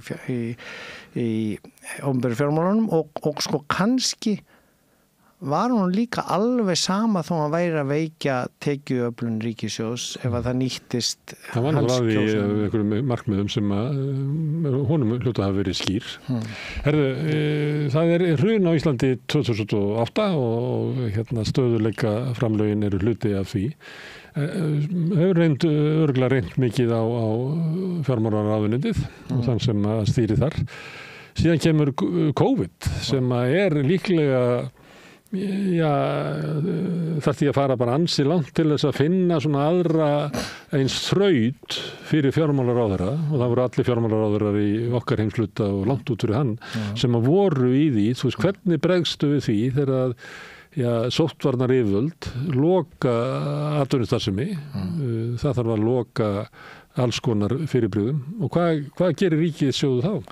Já, þá var ég nú einmitt í ráðinu og þetta var sko mjög spennandi tími fræðilega séð, þetta er eins og fyrir jarðfræðinga lendi í eldgosi miðju en þá einmitt byrjaði ég að koma hérna til þín, samstöðum var að byrja og það var ekki búið, ég held að það hefur verið bara að greinast sko fyrsti Íslendingurinn með COVID þegar við tölum fyrst saman. Já, og þannig ég er nú búin að vera hér. Og samstöðin var til, svo að ég skjóti því inn, einmitt út af því í COVID, að fólk fekk ekki að hittast og annars slíkt. Þannig þá notum við, sko, það var eitthvað minna rauðaborðið þá, til þess að búa til svona samtal sem var eiginlega ekki hægt að halda upp í samfélaginu og notum svo Zoom og eitthvað fleira. Ég ætla bara að skjóta því svona neðamálskinn. Og þetta var, sko, við höfum gætt þess mjög, við höfum fengið ráðgjöf þegar við vorum að byggja upp fjármálaráðið, bæði frá Alþjóðagjaldeyrissjóðnum, OECD og fleiri ráðum sem ég talaði við gamla kennara mína sem voru í fjármálaráðunum í Svíþjóð og Danmörk og Brussel, að það er mjög mikilvægt fyrir þá sem sitja í fjármálaráði að vera ekki að blandast inn í pólitíkinu og fjölmiðla umræðuna og ég sagði þetta alltaf við þig hérna fyrir öll viðtölin en ég gat talað útlönd og ástæðan fyrir því að ég kom hérna og aukið og svo sem líka í fleiri miðla var það að fjármálaráðin allan heim sko byrjuðu á Twitter, byrjuðu með blogg, byrjuðu að senda út fréttabréf að því að þetta var það mikið sko umbreytingar ástand á opinberum fjármálum í öllum heiminum að það var bara viðtekið viðbragð, nú þarf að upplýsa fólk hvers vegna við getum allt í einu eitt svona miklum pening sem við gátum ekki það sem áður mátt ekki, má allt í einu núna og það er ekki bara það megi, heldur að vera nauðsynlegt og það er hinn arfleiðin sem ég var að eiginlega komast að niðurstöðum í sunduna á það sko að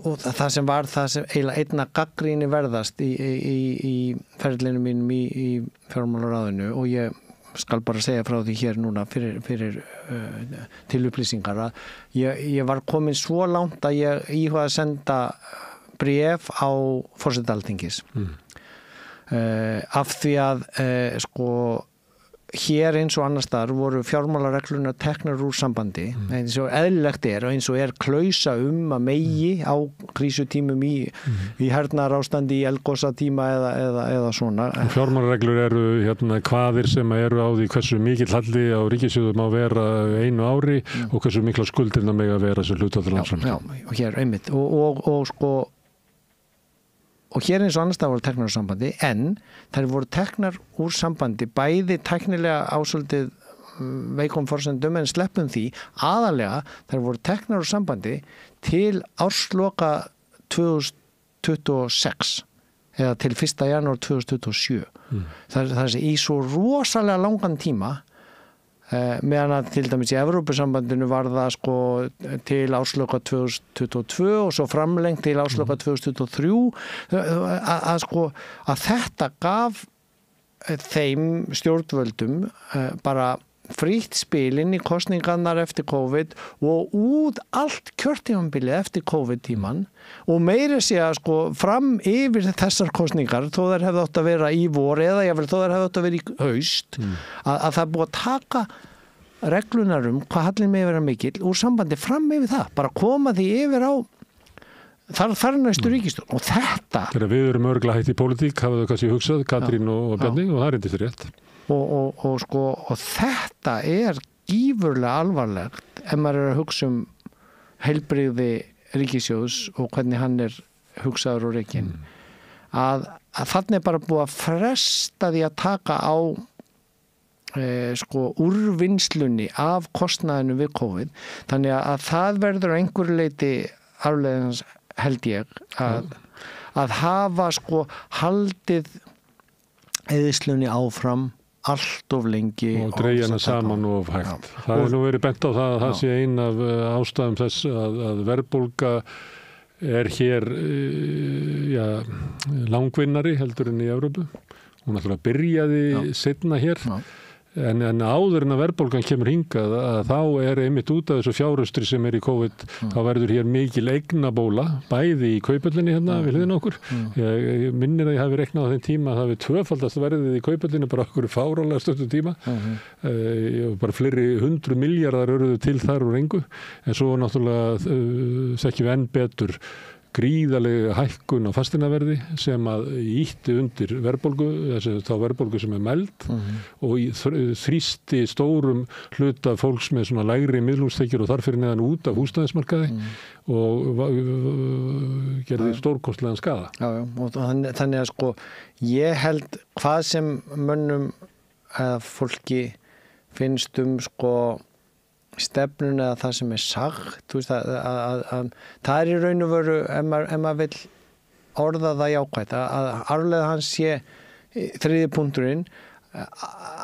gífurleg snilld í svona almannatengsla eða ásýndar hönnun á því að það hafi verið styrk og stöðug efnahagsstjórn þegar hún í raun sko hafi verið mun verri heldur en efnistóð til að hefði þurft að vera. Það sé búið að veikja tekjugrunnin, keyra hallan meir og lengur, kynda undir hærri og lengri verðbólgu, auka ójöfnuð, sko eiginlega, já, á svo mörgum punktum sem að sko síðan kemur á móti eitthvað sem að VG eða hinni flokkurinn hafa togað, auðvitað var lækkað neðsta þrepið í skattinum, auðvitað var aukið útgjöldin í kjarasamningana og þetta held ég allt punktar sem verða að teljast til árleðar Katrínar Jakobsdóttur, miklu frekar en Hans Bjarnar. Ókeypis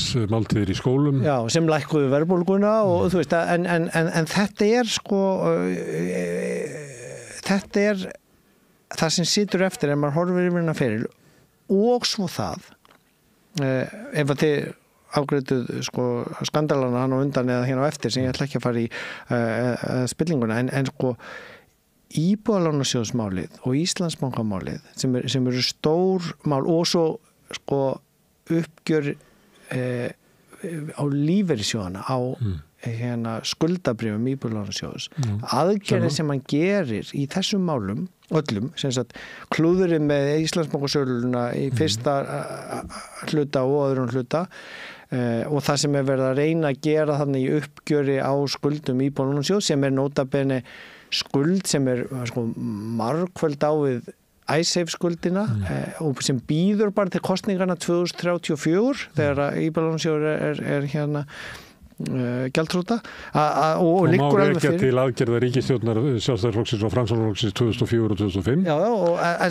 en þetta á vakt hans í fjármálaráðuneytinu eru aðgerðir í þessum stóru póstum út úr hruninu sem að voru ekki búið að afgreiða retta af 2012 eða fyrri stjórnum eða góðum embættismönnum að þetta held ég að sagan eigi mjög skýrt eftir að leiði ljós þegar öll kurl verða komið til grafar að hafi skaðað gífurlega sko bara beina erlenda fjárfestingu í Ísland að því að sko þegar það koma fréttir og nú hægt að Google Translate allt og alþjóðlega fjármálamarkaðurinn þannig að sko ef að þú ert með land þar sem fjármálaráðherra sem kannski kemur út og segir já, við ætlum nú að fara hérna í smá kennitöluflakk á skuldabrifum Íbúðalánasjóð sem nú með ríkisábyrgð og við bara breytum því hvernig það flokkað inn í. En það varði ekkert úr því.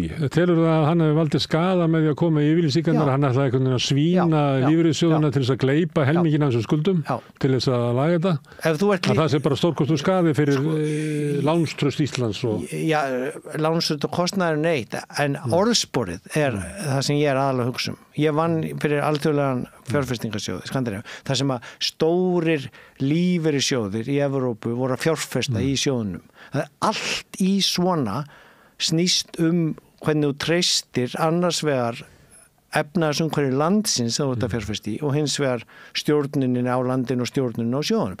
Einhver sjóðstjóri í lífeyrissjóði í Frakklandi eða einhver starf í Evrópu eða Bandaríkjunum eða þess vegna Japan sem les fréttir af því einkavæðing á Íslandsbanka fer til hérna umboðsmanns fjármálaráðherrann ættar að svína á fjárfestum sem keyptu í góðri trú bréf sem eru með de facto ríkisábyrgð.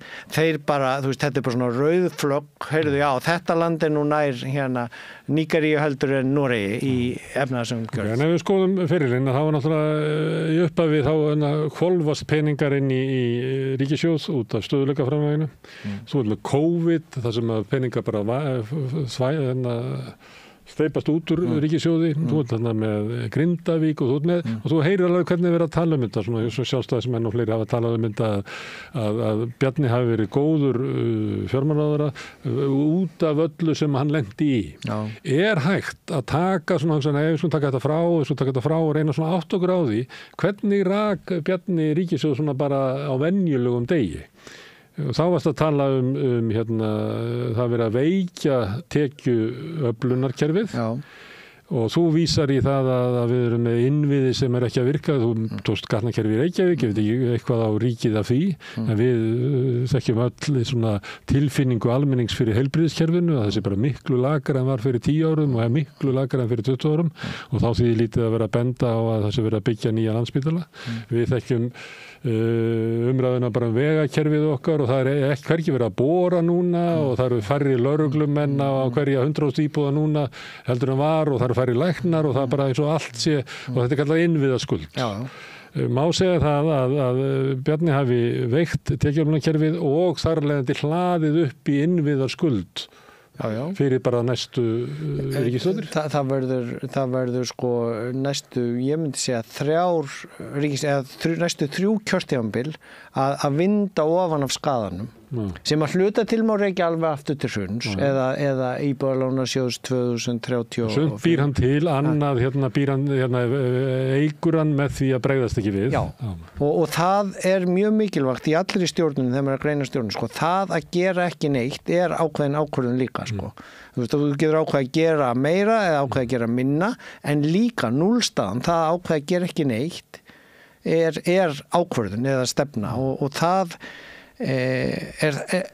þú getur sko komist í gegnum eitt áfall eða eitthvað svona óvænt með því að bíða með að laga þakkið eða hérna fresta því að skipta gluggana, en ef þú gerir þetta ítrekkað eftir óveður og þú veist, þá er það, ég hef tekið þessa líking oft áður, þá verður sko viðgerðin miklu dýrari að því þú ert búin að láta grotna niður, þú ert búin að sleppa því að hérna mála yfir riðið og þá það er svolítið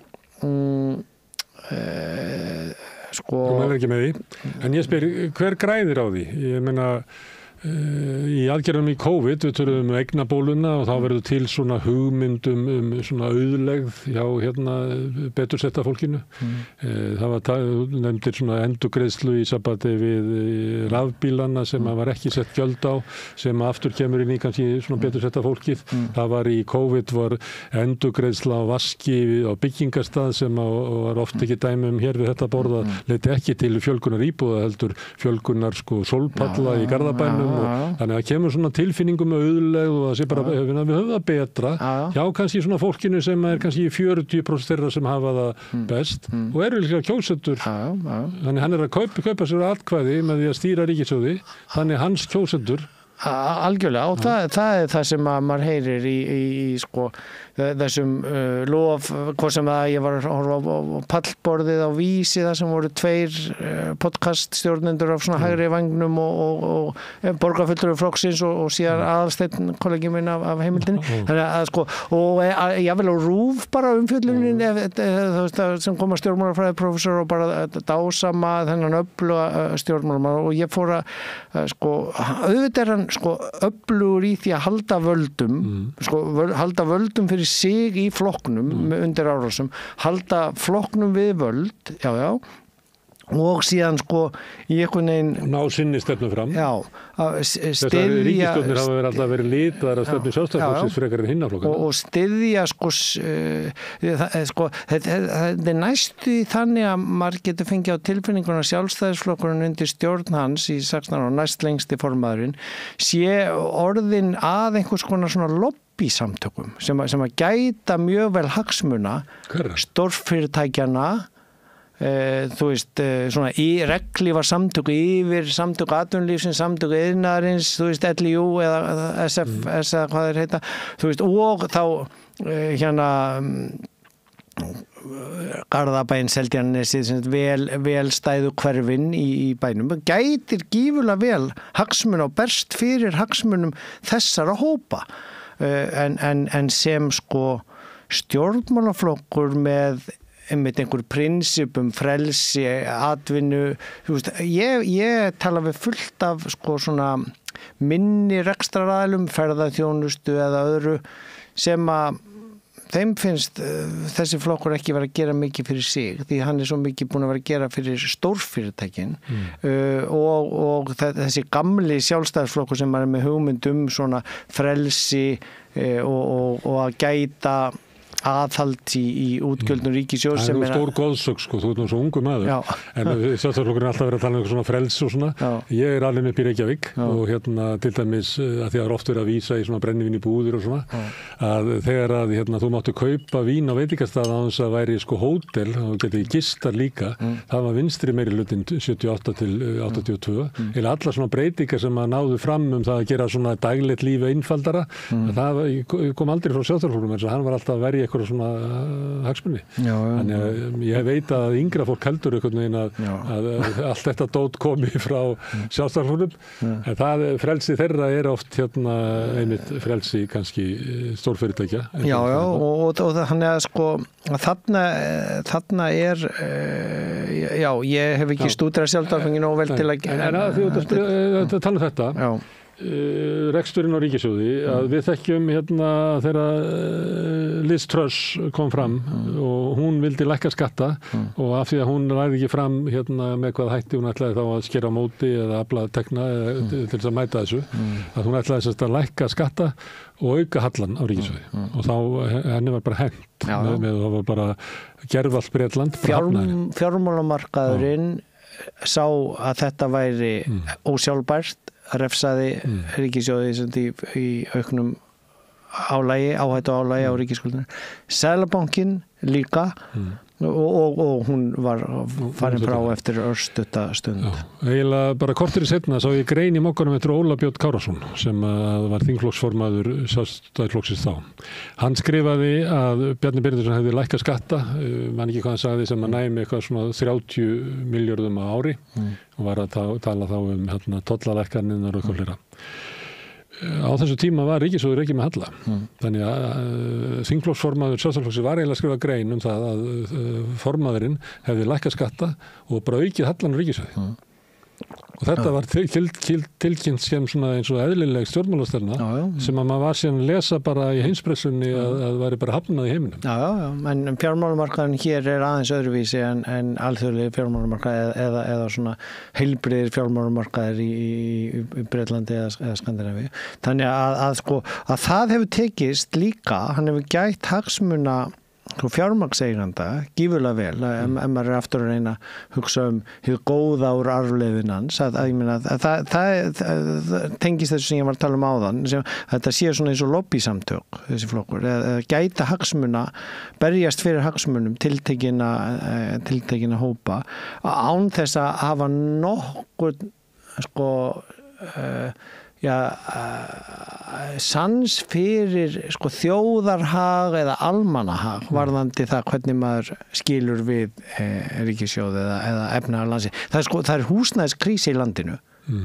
Bara þegar við förum inn í þessar kostningar, ég var með þemablaði haust það. Og þetta var það einhverju kostningamáli í þessum kostningum núna, en sko það er búið að vera hér kerfi sem að byggir á séreignarstefnu á að vera voða gott fyrir verktakarna og þá svona hægri sinnaða frelsi sinnaða aðila í þessu og sko og það er þversögn í því fasteignar verði að fara upp, þá hlýtur það að þýða að markaðurinn bregst við þannig að það verður byggt meira og komið meira af íbúðum fram. Nei, útkoman er þeir sem eru velstæðir kaupa fleiri íbúðir og leiðar út, þú veist, þannig að það er sko algjör markaðsbrestur, þannig að hugmyndafræðin er svo oft í þverstæðu og skýt með það og við skiljum við inn í kostningar með húsnæðiskrísu.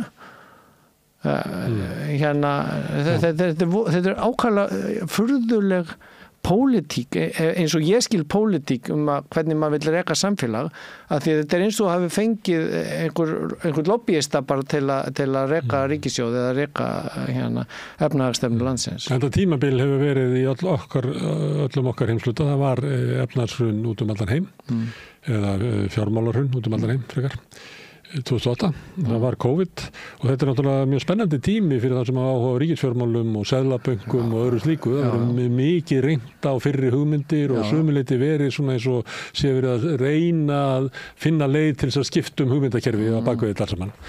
Þú skoðar svona þar hæringar sem hafa verið bara í okkar næstu löndum og svo það sem hefur verið hér á þessu tímabili, það sem að án efa Bjarni Benediktsson hefur áhrifamesti maðurinn á Íslandi á þessu tímabili. Er eitthvað svona sérstakur munur á því hvernig við Íslendingar lærum upp á nýtt í gennum þennan tíma og hvernig aðra þjóðir hafa gert? Já, alveg gífurlegur og hann birtist einna helst í því að hér er sko sama hugmyndafræðin á bakvið eins og þú varst að vísi í grein Óla Björns og ég hef verið á sko fundi sem fjármálaráðsmaður hjá efnahags- og viðskiptanefnd þar sem að ég verið að reyna að útskýra forsendunar og bakvið gagnrýnina og því ég bara haldið fram beint, nei, það er nú víst hægt að sko lækka skatta en auka samt tekjur og þetta þessi trúir enginn í heiminum lengur. Nei, og bara þú veist, þetta ef þetta er Google Translate eða fréttist af þessu, það er bara eiginlega ómögulegt að útskýra það á ensku fyrir einhverjum seðlabankamanni, alveg eins og ég þurfti að útskýra fyrir seðlabankastjóra Svíþjóðar hér þegar þetta ein ríkisstjórnin sprakk þetta uppreist ærumál sko, þegar maður byrjar að reyna að útskýra enda hér það bara pedofælskandal í fyrirsögninni á Financial Times og það er náttúrulega einhverju leyti arfleðans þessar ríkisstjórnin sem springa þó að menn vil ekki tala það endilega í yfirferðinni en sko, ég held að farið yfir skandala og þannig að alla ríkisstjórnir sem hann satt í enda í skandalum, það er Panama, það er upplýst næru og ég og fleiri vilja halda því fram að þessi ríkisstjórn hafi raunverulega kafnað út af skandalinu í kringum Íslandsbankasölunum. Já, ég get alveg skrifað undir einhvern hlut af því og það er eiginlega það sem hún tókst þó ekki að klára sem var líklega markmiðið að klára áður en eru kosningar, að klára að selja Íslandsbanka en það tókst ekki en sko það sem til að vikjað muninu sem varst að tala við önnur lönd. Sko. Hér hefur einhvern veginn tekist að halda hugmyndafræðilegum breytingum utan úr heimi einhvern veginn fyrir utan landsteinana með einhvers konar hugmyndafræðilegri með fábrotinni hugmyndafræði innan úr akademíu og svona hugmyndafræðilegri umræðu en sérstaklega held ég ástæðan felist í að sko, og það getur verið einn svona arflegar punkturinn sem ég er að hugsa af hannum sko, og aftur með stuðningi úr ríkissjóði til flokka og þá mest til hans flokks í að halda upp í einhvers konar almannatengsla sín á að sko geta sko, með þennan stöðu og hallarekstur veikingu tekjustofna að samt keyra í gegnum kosningar eftir kosningar og ná fram fínum niðurstöðum úr kosningum á því að hans flokkur sé flokkur efnahagsleg stöðuleika, ábyrgrar rekstrar opinbera fjármála sko, og þetta er bara einhvers konar PR eða hvað maður segja, almannatengsla snildi í einhvers konar ásýndarsköpun eða glæru tryggsum og já, ég meina góða einhvern sem svona áróðusmestari en ekki eins góða einhvern já, ég meina, og náði hátindi á 13. fyrir ári eða 2 árum þegar fjármálaráðuneytið undir stjórn Bjarna sendir út fréttatilkynningum að kaupmáttur heimilana í lítilli stjórn og mjög smá letri að þegar ekki tekið tillit til skulda hafi aukist. Þegar áður að taka til til skulda. Í gífurlega hæstu húsnæðisvaxta verðbólgu að þetta er eiginlega svona skýrasta myndi. Hvað hægt að ganga langt í að mála upp einhverja mynd sem lítur voðalega vel út fyrir ríkistyrta Tesla-kaupendur í einbýlishúsa hverjum bæjarins þar sem engar húsnæðisskuldir. Þetta virkar á skefurinn, þú ert að vitna í umræðu sem hefði verið núna eftir að Bjarni sagði af sér og hún er meira og minna í anda þess sem að Bjarni vill. Já, þannig að ég meina Sigur er að skrifa söguna, þannig að þetta er, en mér segja heimildir að þetta hafi nú verið einhverjar deildir innan úr flokknum og svona bakgrunnsaðala flokksins sem hafi bara viljað Já, hann sá sangt sína útbreyta en hafði ekki stuðning sína félaga til að halda áfram. En er eitthvað fleiri sem þetta bæta við? Já, nei, ég var eiginlega bara að hugsa, það var 2 punktar, ég meina, eina arflega hans er náttúrulega held ég að hann aftur með mínar heimildir innan úr svona þegar maður í blaðamennskunni sem ég er búin að vera í núna svolítið tíma sem ritstjóri, þá ef maður er með 2 talungi og maður er með 3 heimildir sem segja það sama, þá er það nú svona nokkuð örugt að það að og ég ætla eiginlega að skora á þér en að fá, þú veist, Gylfa Magnússon til dæmis í viðtali eitthvað þess að það lá alveg fyrir úr ýmsum áttum að Bjarni hafi viljað fá Ásgeir Jónsson sem seðlabankastjóra, þannig að Katrín skipar hann og það er áhugaverðir punktar úr ævisögu Geirs Haarde varðandi það líka, það við staðið til jável fyrr en þarna að því að þar var Gylfi Magnússon búin að vera mun lengur í háskólanum búin að vera ráðherra, þú veist, hefði að öllum svona eðlilegum mælikvörðum átt að vera hæfari seðlabankastjóri en þannig tekin inn einhverja og sagan segir að Bjarni hef ekki viljað hann og þannig kemur Ásgeir inn. Þannig að það er einhvers konar arfleð líka að fyrrum aðalhagfræðingur Kaupþings sem gerur að seðlabankastjóra og er þá síðan á móti honum úr fjármálaráðuneytinu í gegnum COVID og verðbólgutíman. Það er síðan verkefni nýs fjármálaráðherra að takast á við þetta með Ásgeiri áfram höfundar verðbólgunar sem eru Já og það verður síðan að koma í ljós en það er mjög erfitt að festa almennilega hönd á hvað skilur hann eftir sig pólitískt. Það er allt þessi viðbröð og halda völdum og jável að vera að pöngast í Degi Bjeggesinni borgarstjóra að vinna gegn borgarlínu, þú veist og sem að birtist núna bara í stíplum götum bæjarins, þú veist að meðan þú getur skoðað marga aðra stjórnmálamenn, ég hef búin að nefna Katrínu, ef þú skoðar arfleið Dags Bjeggessonar í borginni með uppbyggingu á allskins breyttri borg með kostum og göllum og gagnrýni og hinu og þessu, eða þú getur skoðað Reykjavík sem við búum í. Já, ég meina, en líka bara því að ég var með viðtal við Ingibjörgu Sólrúnu í áramótavísbendingu, ég meina, þannig hún er alltaf búin að vera burt úr pólitíkin í 15 ár, en það er gífurlega merkileg arfleifð, ef maður skoðar alveg úr kvennalistanum og borgarstjórnartímanum. Leikskóla uppbyggingin sem er Holræsa uppbygging, ég meina það, við vorum að tína hér í bæjarvinnunni á Seltjarnarnesi, dömubind úr fjörum Seltjarnarnes alltaf á hverju vori sem fyrsta verk og nú er þetta að fara í sjósund allt í kringu Reykjavík.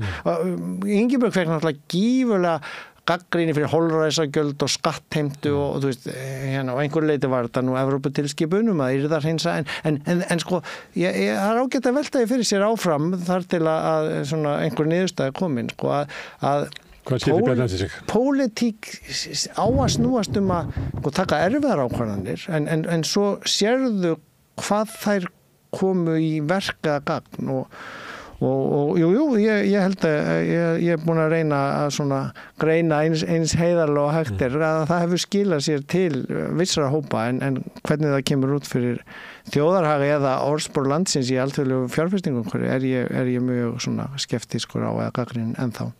Ásgeir Brynjar, takk fyrir að koma hingað og fara yfir tímabil Bjarna Benediktssonar í fjármálaráðuneytinu þar sem hann hefur verið helsti áhrifamaður alveg frá 2006 13. En hérna framundan Sigurjón Magnús ætlar að koma hingað aftur og hefur þá Björn Þorláksson með sér og þeir ætla að fá að hinga gesti til þess að tala spillingu á tímabili Bjarna Benediktssonar.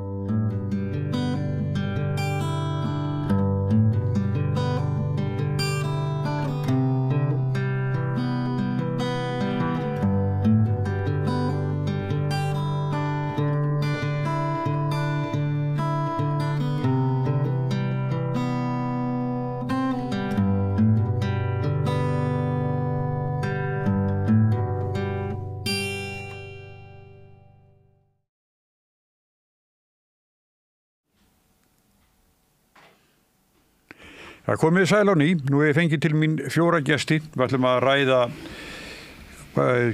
spillinga fyrir Bjarna Benediktssonar eða eitthvað í það áttin allavega. Til mín eru komin Birgitta Jónsdóttir fyrir þingmaður, Atli Þór Fandal sem verkefnastjóri Háskólans í Bifröst og Þór Sari fyrir þingmaður og svo hinn öllulegi fréttamaður og rithöfundur Björn Þorláksson, verið öll velkomin. Já, takk.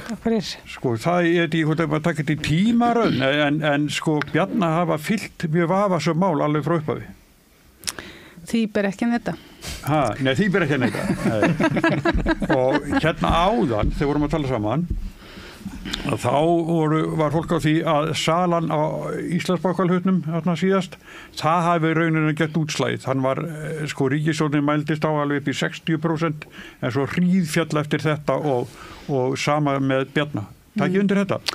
Já, ég held að það er langur aðdragandi, sko. Já. Og náttúrulega, þú veist, eins og þegar kemur að föður Bjarna, að þá var nú ýmis hneykslismálin sem tengdust svona fjölskylduböndum og eins og til dæmis keypti ekki pappans einhvern hlut í Íslandsbanka. Jú, sem ég var að tala sem gerði í útslagi en svo er það hittaka uppreist Nærumálið. Já, hann hafði uppreist Næru og barnanýðingnum. Það var svona frekar niðarlegt. Svo náttúrulega þú veist eins og Ice Hot. Hver mann ekki eftir Ice Hot? Er allir búin að gleyma Ice Hot? Jú, Ice Hot ekki. Og hann tókst að fá konuna sína alltaf að retta sér út úr því. Dæmið var þetta ekki svona framhjóhaldsvefur eða eitthvað? Jú. Hvað héti þessi vefur? Ég man það ekki. En þú veist, neins sko... Það er einnig að við höfum ekkert farið inn á hann. Ekkert hvað hann heitir.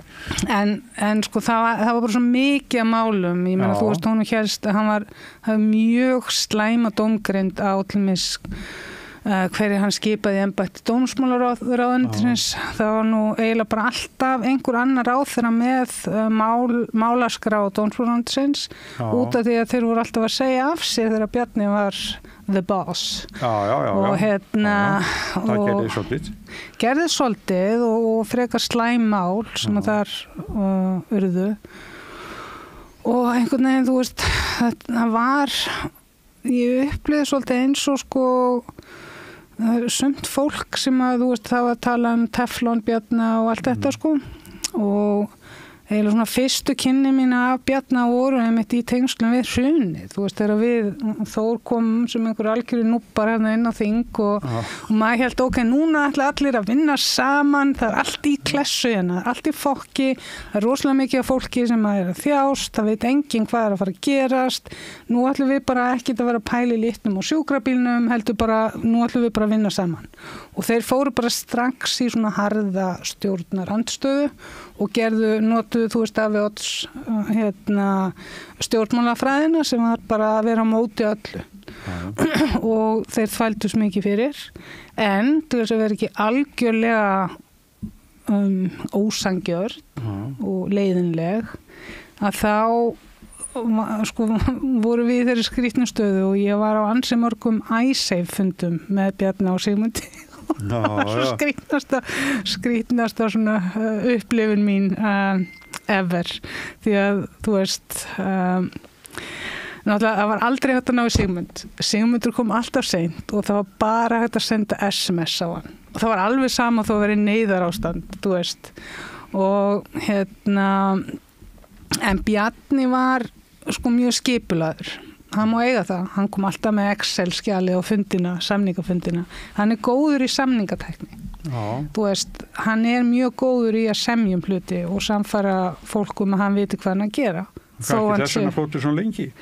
Gæti verið sko, þú veist ég meina hann hefur alveg sko ef maður er að vinna með hann með einhverjum málefni sem ég gerði þarna og við í borgarhreyfingunni og hreyfingunni varandi iSafe að þá var hann þægilegur og þægilt að vinna með honum þú veist, aftur á móti þegar að maður var í harðari stjórnaranstöðu gegn honum út af því að við unnum mjög mikið út frá málefnum en ekki út frá hver var með málefnið og studdum sko ríkisstjórninni alls konar málum sem við vorum sammálaðið eins og stjórnarskrármálið og alls konar önnur mál en það gat Bjarni ekki gert. Hann var bara á móti öllu. Það var alveg saman hvað það var. Bara koma höggi, hann vildi bara... Á sem erfiða tíma frá 2009. Já, og sko eina markmið Bjarna, ever, þú veist þess að segja nafsi núna þingmann, sko, út í að hann hata að vera þingmaður. Hann vill hafa völd. Þannig að þú veist, bara klassískur valdamaður og Garðabæ, sko. En að því, hvað segir þú? Hvar byrjar það? Áðun að vera þingmaður kannski? Já, ég tek nú alveg undir það að salin og Íslandsbanka hafi líklega verið það sem svona loksins gerða verkum að hafa komið gott. Hvar þetta byrjaði, ég meina mér nú minnistætt auðvitað málið þar sem að hann seldi rétt áður en að neyðarlögin voru sett. Sjóðu 9. Sjóðu 9. Ég veit ekki, ég einhvern veginn á erfitt bara með það að tengja Bjarna við nokkuð annað heldur en einhvers konar skandal. Þú veist, það er bara alltaf, það er alltaf eitthvað. Ég meina, hann var í Panamaskjölunum og slapp bara ótrúlega vel þar. Ég meina, umfjöllun Stundarinnar Íslandsbank, viðskipti fjölskyldarnas við, hvað heita, Glitnir þá. Ég meina það var bara sett lögbann á það, það sem að, ég veit ekki hvort það er gagnlegt endilega að vera að tellja þetta allt upp, að því að hann er farin, en þú veist það sem að mér hefur bara þykir mjög, svona, alltaf svolítið einkennandi fyrir Bjarna er bara í raun og veru það, að hann var aldrei teflonmaður af því að hann væri alltaf að vakna á morgnana og vera svo klár að bera á sig teflon. Það er af því að það voru alltaf einhverjir aðrir sem báru á hann teflonið. Og ég hef nú svona eiginlega velti fyrir mig nú þegar hann er farin,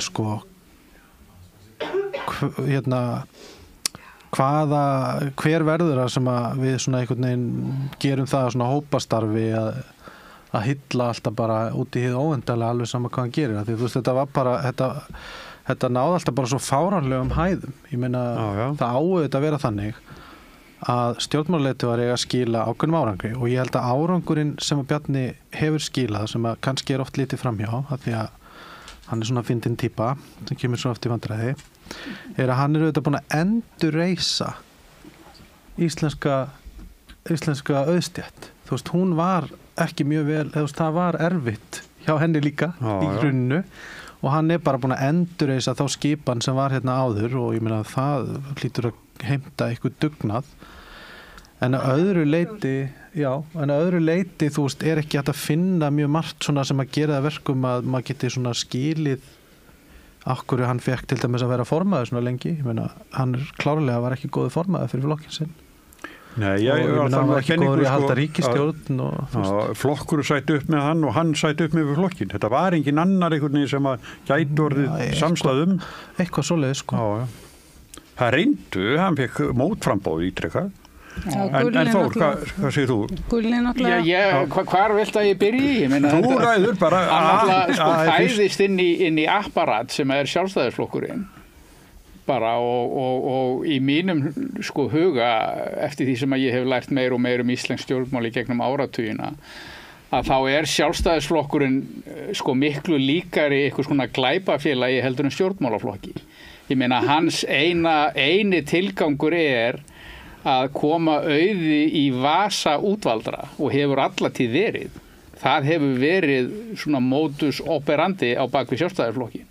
Og þeir hafa notað all þau tækifæri sem þeir gátu til þess að gera það. Ég meina þetta byrjar náttúrulega með Ólafi Thors og Kveldúlfi og öllu því fyrir löngu síðan og svo heldur þetta bara áfram í gegnum þessi stór fyrirtæki eins og flugleiðir og Eimskip og allan þennan pakka að þeir eru ásamt Thorssonum og Engiðarættin er þarna allstaðar. Ég meina afabróðir hans Sveinn Benediktsson réði öllu í síldarútflutningi á Íslandi í áratugi og auðvitað hefur hann fengið komissjón fyrir það, ekki var hann í því í sjálfboðavinnu.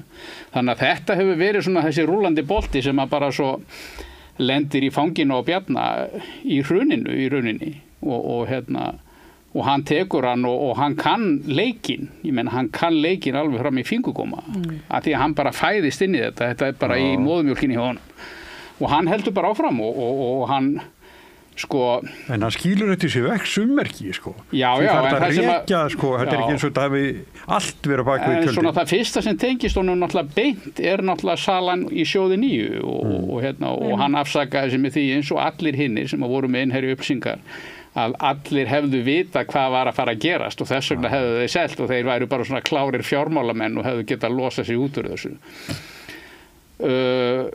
það sem að ég rak mig fyrst á óheilindin hans að alvöru var einmitt í Icesave-málinu vegna þess að þegar það kemur inn að þá taka þeir sko upp vopnin og þeir berjast á móti því að mikilli heift sem að við gerðum í borgarhreyfingunni líka meira en flestir aðrir þó að Sigmundur Davíð hafi sko reynt að eigna sér heiðurinn af því að þá mætti hann aldrei á neina fundi hann var bara sofandi heima mest allan tíman eins og Birgitta sagði, hann mætti aldrei á eitt eða neitt við stóðum í þeirri baráttu með Sjálfstæðisflokknum og svo bara á einni nóttu þá skipta hann skoðun já. Og það kom svo síðar í ljósa sem hann sagði náttúrulega í bandaríska sendiráðinu sem að Wikileaks lag að we are just playing politics with Icesave sagðan en það sem gerðist þar og var þetta sem að við rættum nú ekki hérna fyrir í kvöld að sko Bretar og Frakkar höfnuðu Icesave samningnum fyrsta vegna þess að við náðum fram breytingum á honum sem að gerðu það verkum Bretar og Hollendingar vegna þess að við náðum fram breytingum á honum sem að þeir sættu svo ekki við og hann fór í gegnum þingið svo í næstu lotu þá skipti Sjálfstæðisflokkurinn skoðun bara á einni nóttu og það kom svo í ljós seinna að það var út af því að Samfylkingin og VG ákváðu að hætta með kvótafrumvarpi sem þeir voru með í gangi stóru samningarnefndina breytingun á kvótafrumvarpinu sem var annað stærsta málið í þinginu þeir sömdu við Sjálfstæðisflokkin bak við tjöldin þistiði Icesave og við hættum við breytingar á kvótakerfinu og þá sá ég sko fyrst í alvörunni hvað baktjaldamakkið á þinginu getur verið sko ógeðslegt svona mikla hagsmuni sko. Og svo náttúrulega fóru þeir samningar bara í þjóðaratkvæðagreiðslu og voru feldir en þá sá ég sko það er ekki alls sem sýnist svo náttúrulega verður hann ráðherra og heldur bara áfram á þessari braut ég meina það er maðurinn sem að fekk uppreist æru fyrir barnaníðið og það er allur pakkin hvað eftir annað, það er all leynimakki sem að var náttúrulega gegnum hrunið og lokinu er ennþá haldið ofan á í fjármálaráðuneytinu og það er einhverja ástæður fyrir því en svo er það líka sko eins og með Sigríði Andersen sko en þetta er út allt sko ég meina varskipið Þór er byggt í skipasmíðastöð Asmar í Síle sem að menn sögðu að Björn Bjarnason væri með umboð fyrir á Íslandi að því að Þór var smíðaður þegar Björn Bjarnason var dómsmálaráðherra og þar smíðuðu þeir líka fleiri varskip og fleiri hafrannsóknarskip þannig að mín skoðun á Sjálfstæðisflokknum og Bjarna er einfaldlega svo að þeir eru þarna eingöngu til þess að auðga sjálfa sig og graðka fé í vasa vina og vandamanna og þeir nota öll þau tækifæri sem gefast til þess ef það eru umbúðslaun fyrir smíði á varskipi þá var það fínt eða umbúðslaun fyrir smíði á hafrannsóknarskipi þá var það fínt öll útboð ríkissjóðs í gegnum það sem var áður innkaupastofnun ríkisins og heiti núna Ríkiskaup sko. Þar planta þeir bara öllu sínu fólki og hinir og þessir fá svona brauðmóla ef þeir eru vel tengdir og Bjarni er bara tannhjól, að vísu stóra tannhjólinn, hún er búin að vera undanfarin ár í því spili öllu saman. Já. Og ég held sko eftir söluna á Íslandsbanka sem hann seldi pappa sínum, hann hlut í Íslandsbanka, það hafi verið svona dropinn sem fyllti mælinn og ég held að Sjálfstæðisflokkun sé komin á það stig gegn sýrðrar spillingar að hann muni ekki ná sér á strik aftur, aldrei. Loksins og það er náttúrulega lungu komið tími til sko. Björn, þú náttúrulega ekki hefur öðruvísi að koma upp bæði sem blað og fréttamaður. Já, ég er ég fylgdist með Bjarna úr fjarska lengst af sem blaðamaður því ég bjó svo lengi fyrir norðan. Já. Og það hefur alltaf truflað mig sem blaðamaður að eins og Þórir aðeins að koma inn á þá og allir náttúrulega hér við þetta borð að Bjarni hefur verið svona lykil maður í því að halda uppi spilltu ástandi, fákeppnis umhverfi, þar sem einmitt útvaldir fá sitt og öðrum haldið út í kuldanum. Þetta maður sem hefur eiginlega linnulítið talað niður aðhald og eftirlit gegn spilltu einkaframtaki sem einmitt bara handútdeilt. Þetta afskaplega ógeðfelld mynd af samfélagi. Og stundum hefur maður orðið svo reiður út í íslenska fjölmiðla að þeir hafi í rauninni blessa þetta ástand með því að ganga ekki harðar fram. Glæsileiki Bjarna, menn voru eitthvað að tala hvernig hann bæri sig og eitthvað svona það alveg augljóst að glæsileiki hans, hver sýslumannslegur hann í útliti og eitthvað svona að þarna fá bara margir í hnén og fyrirgefa hann alveg óendanlega mörg viðurstyggileg brot. Sjálfstæðisflokkurinn skelutunum skipulaða glæpastarfsemi. Því miður sitt hvað sem bendir til þess að svarið við því sé já. Í ljósi þess... Þið báðir að segja svolítið mikið núna. Nei. Þetta var allir vitað Nei. Mafía Íslands. Við verum að athuga forskotið sem flokkurinn hafiði og hvernig hann komst upp með að halda spillingunni inn í eigin ranni, inn í flokksfélaginu, síðan úthýsaðir spillingunni með einhverju spilltustu gjörð sem hefur átt sér stað í íslensku samfélagi sem einkavæðing ríkisbankana, þar sem allt öfugt frá A til Z. Þetta springur svo framan í þá og síðan erum við bara búin að vera í hálfgerðu bastli með íslensk samfélag. Það var komið kannski sæmilegi kaflar og eitthvað svoleiðis, en skipulögð glæpastarfsemi Sjálfstæðisflokksins, ég setja nú innan gæsalappir, hún felst í því að þar engin vilji til þess að jafna og útdeila gæðum, þar engin verðleikastefna, þar bara spurt tengsl, hverjir eru eigendur flokksins, hverjir hafa mestu völdin. Þeir eru að ræða það sem gerist inn í flokknum og stöðu Bjarna inn í flokknum. Ég held að Bjarni hafi bara verið, hún var bara plantað, það voru viðskiptaöfl, ólígarkar, útgerðin og allt þetta, þeir studdu Bjarna lengi framan af og þess vegna var hann þessi miklu höfðingi, öll þessi ár, endalaust á flótta undan sjálfu sér, vegna þess að hneykslismálin bara, það 1-2 ári, þetta eru kannski heildina 10, 15, 20 mál sem öll hefðu kostað ráðherra í öllum nágrannalöndunum stólinn, heyrðu, og enn erum við stödd í þessum absúrt veruleika að í fyrrakvöld þá fara íslensku fréttamiðlarnir, sjónvarsstöðvarnar yfir feril Bjarna og það bara dregin upp mynd af bara einhverjum helgum manni, bara einhverjum stórkostlegum einstaklingi og það bara verst að einhverjir inn í flokknum voru vondi við hann og hafa svo erfitt hvernig hann þurfti að verjast einhverjum öflum, langvaldamesti maður síðustu áratuga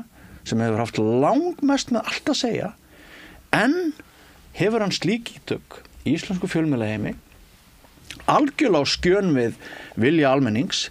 Það voru hátt í 40.000 undirskriftir gegn honum bara síðastliði vor og endalaust hefur íslenska þjóðin viljað Bjarna Benediktsson burt, en alltaf halda íslenskir fjölmiðlar því fram að þetta sé verðmætasti og besti maður Íslandssögunar. Jafnvel eftir að hann hrekst á brott í fyrrakvöld vegna langrar raðar af persónulegum mistökum, spillingu, vondri ákvarðanatöku og þannig geti lengi haldið áfram. Ráðgáta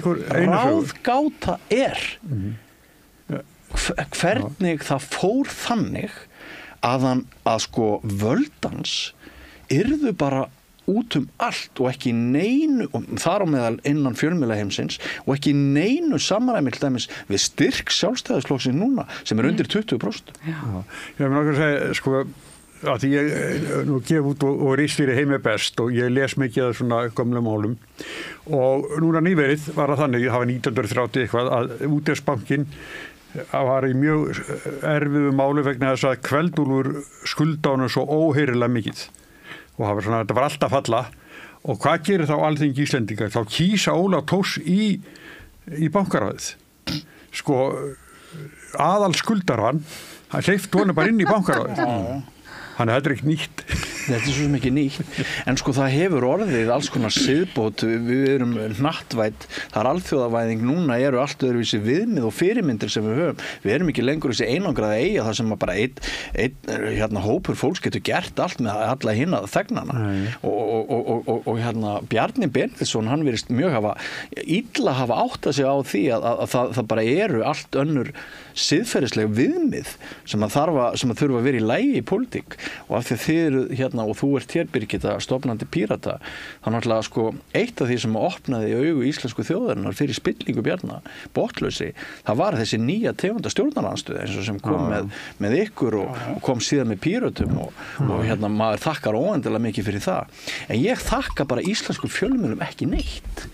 Sá staður sem að þeir eru á núna, en sá staður sem að íslenskir meginströms fjölmiðlar eru á núna, það er engin ástæða til þess að þakka þeim eitt neitt. Þeir voru að reyna að endurskrifa söguna rétt eina ferðina í fyrrakvöld með að draga upp allt aðra mynd af Bjarna Benediktssyni heldur en hann á skilið og almenningur veit betur. Já, sem betur fyrir sko, en það er það sem að sko ég hef dálítið miklu áhyggjur af til dæmis eins og RÚV að þegar ég var á þingi þá var ég það hefur verið alls og menntanemnd eða stjórnskipun og eftirlitsnefnd þegar var verið að breyta lögunum RÚV og ég benti þáverandi útvarpsstjóra ítrekað á að allir linkarnir í allar fréttir í hruninu og fyrir þann tíma væru ónýtir, þeir voru dauðir og ég hef nú unnið við vefsíðugerð í gamla daga og veit það að það þarf afskaplega lítið að forrita til þess að tryggja að linkar og semst að segull í linkana og það var engin áhugi ítrekað þá benti ég á þetta og þá var Páll Magnússon útvarpsstjóri náttúrulega sjálfstæðismaður og þetta finnst mér vera sko ég barðist fyrir því að við myndum hafa lög sem að tryggja sko sögulega geymt þannig að það sé allt geymt og það eru engin arkæf til sögun okkar eftir að við settum svona mikið efni inn á internetið og ég meina RÚV náttúrulega sko og þessi er ótrúlega skandall og til að RÚV þeir hendur svo mikið efni og þeir sögust ekki vera með geymslur fyrir það þú veist, þeir bara settu VHS-spólunar tóku yfir þær það var bara svo mikið af menningarverðmætum og sögun okkar horfið og sama hvað fólk segir RÚV að þetta sé eitthvað vinstri dæmi eins og var oft sagt BBC og eitthvað vinstri slagsíða RÚV hefur alltaf verið stýrt af sjálfstæðisflokknum og það eru fólk kannski áttar sig ekki á því þú veist það bara verið að hafa af okkur söguna það fúsk eða spilling? Spilling. Það er spilling. Ég meina þú veist sko það er fúsk ef þú þú gerir mistök en ef þú laga það þú veist og þeir benta á sig að laga þú gerir það ekki, þá er það spilling þú veist ekkit annað og mér finnst einhvern veginn sko það er aldrei neitt dregin til ábyrgða bara eins og allur skandallin í kringum sko gagnagrunnin í kringum opinber hvað heita hana gagnagrunnin það sem var oft það verið tvíborga fyrir hluti fyrir fjársýslu ríkisins já. Það kosta ómikinn penning og svo finnst mér rosalega klent að fólk er alltaf að tala við þurfum bara að gera allt stafrænt til þess að sé sko betri stjórnsýsla og leggjum niður öll þessi þú veist skýrslu safn borgarinnar og sveitafélaginu og allt þetta þetta er bara mjög alvarlegt mál en það er sko að því þú varst nú að tala fjölmiðlana sko það sem er náttúrulega alvarlegast við fjölmiðlana er sko að allt þetta fólk sem að vinnur á þeim sem að spilar með hvaðan hefur það sína fjölmiðla menntun sem að gera það verkum að þau taka sér til í fyrradag að vísu held ég að Jóhanna Vigdís og Bogi Ágústsson hafi skrifað handrit dagsins daginn áður og drifti svo rækilega á alla fjölmiðla. Ég meina það bara þannig sem að hlutirni gerast. Það er eitthvað sem að veit fyrirfram hvað að fara í gang og það þarf að undirbúa það. En hvað gerir það að verkum að allt þetta fólk sem vinnur á Morgunblaðinu tilbúið til að taka þátt í þessu? Allt þetta fólk sem vinnur á RÚV. Eitt af fyrsta sem var sagt við mig þegar ég kom inn á Alþingi og Jóhanna Vigdís var á hlaupum þetta í ganginum. Ég sagði hún eitthvað að flýta sér og þá var svona eldri samfélkingamaður sem sagði, já hún að hlaupa til Bjarna til þess að spurja hann hvernig hún á að flytja fréttir af þessu máli. Og svo hlógu þeir við sko. og sko hún búin að vera þarna á RÚV í örugglega 30 ár. Ég hef verið þingfréttamaður og verið með henni í bás og ekki sá ég neitt svona hjá henni. Nei, hún hefur aldrei gert annað en að mæra einmitt. Kom ekki þingmenn í heimsóknirnar alltaf. Já, hún konan með stóru dósina fulla af teflóni sem að málar Bjarna alltaf svona reglulega eða gerði. En sko finnst ykkur ekki líka, mér finnst mjög súrrealist að það sé engin þingfréttarittari lengur. Það engin fjölmiðill sem að fer niður í þinghús og að taka púlsinn hver í gangi og tala við þingmenn. Það bara annarkvort tölvupóstar eða síminn og sko, þú veist, þegar ég var að þingja þá bara fannst, það var pínlítið sjokk hvað var lítið aðhald. Hvað sem að það var aðalega maður sagði eitthvað svona sem var hægt að búa til einhverja svona smell fréttum, sem sagt klikkbeit eitthvað, en ekki sko að fara ítarlega í málin og eitthvað svona dótari, sko, maður þurfti alltaf að búa til eitthvað svona, þú veist, það var bara að vera, fjölmiðlarnir komu bara niður á þing þegar að, hvað kallaði Þráinn Bertelsson þetta hálftími hálfvitana. Fyrirspurnatíminn. Já, þú veist. Óundirbúna fyrirspurnir. Nei, Stórð þingsins. Stórð þingsins, já. Það var alltaf hálftími, og þá var alltaf kom alltaf einhverju sko og voru að segja svona eitthvað sem þeir vissu að myndi fara rata í fjölmiðlana. Breytingin líka svo, sko fjölmiðlamaður getur setið hvað sem sko að því að það er öllu sjónvarpað. Já, ég myndi bara vilja slökkva á þessu fucking alþingisjónvarpi, þú veist, þetta er alveg absúrt, þú veist, að það í raun og veru þýðir að það fylgist enginn með hvað, það kemur enginn á þingpallana og ég man bara eftir hvernig þingi breyttist alltaf að vera að koma eitthvað fólk á pallan, þú veist, og ef fólk verður að mæta pallan og myndi sjá, heyrðu það bara 3 þingmennin í þingsal, hvar er þetta fólk, þú veist, það er að horfa á sjónvarpinu og skrifstofu hjá sér, þú veist, það er ekki verið vinnu, þú ert ekki í neinni dýnamík, þú ert ekki í neinum, það er engin samtöl, ekki neitt. Og sko þetta hefur unnið mjög mikið með fólki eins og með Sigmundur Davíð sem að mætir aldrei í vinnuna. Þú veist hvað tók hann þátt mörgum atkvæðagreiðslum? Yngri. Þú veist, Bjarni, hann náttúrulega bara leit mjög niður á þingið, þú veist. Það er engin virðing borin fyrir þinginu. Það er rétt. Og það er einhvern veginn sko líka hugsa ykkur sko lögin, þú veist, það er eitt af besta sem að sko Viðreisn hefur gert. Það var þegar að þeir voru með fjármálundið og hann var ákveðið að opna allt bókhaldið. Þannig að þá gæti maður að það er ekki svo mikið lögfræðingum í ráðundum, þeir bara útvista alla lagasetningu til lagaskrifstofa, þú veist, sem að eru með annars í eigu dómsmálaráðherra, þú veist, þetta er fólki sem er að skrifa lögin, selja þetta bara fyrir góðan pening og við vitum ekkert hvað hagsmunaaðilar hafa aðgengi að skrifunum á lögunum sem að síðan fara í gegnum Alþingi yfir full af bandormum, þú veist, og það er ekkert hægt að fylgjast með. Þingmenn geta ekkert veitt neitt aðeild og bara það brandar að kalla þetta löggjafa samkunduna. Já, við sittum alltaf uppi með það, við erum sko bara á sama stað og við vorum strax eftir hrunið þegar bara verri. Fólk áttaði sig á að við verðum að fá nýja stjórnarskrá, við verðum að gera róttækar kerfisbreytingar, við verðum að gera það. Við gerðum það ekki og þess vegna erum við bara komin aftur á nákvæmlega sama stað og svona þessi afsögn Bjarna er ágætis svona tímapunktur til þess að rifja það upp. Að við erum á sama stað og við vorum 2009 því miður. Og Bjarni náttúrulega sko tók mjög mikið. Nema að dæmis fjölmiðlun stendur miklu veikari fótum núna heldur 2009. Já, það líklega rétt. Þannig að við erum mögulega á verri stað. Við erum á verri stað. Ég bara, þú veist, og við getum líka þakka Bjarna fyrir það að hafa og Sjálfstæðisflokknum fyrir engin flokkur var eins duglegur og ötull í að tryggja það að við fengjum ekki neinar stjórnarskrárbreytingar. Ekkert. Og og það yrði ekkert. Umbætur eru stöðvar að þessum manni bara. Já, og hann má bara skamma sig fyrir það. Bara, já. Hann á ekki hróskilið það. Nei, hann á ekki hróskilið. Af því þú hefur ekki sagt neitt í langan tíma. Já, sko. Eins og þú nú mikið hefur nú skoðað spillingu mikið.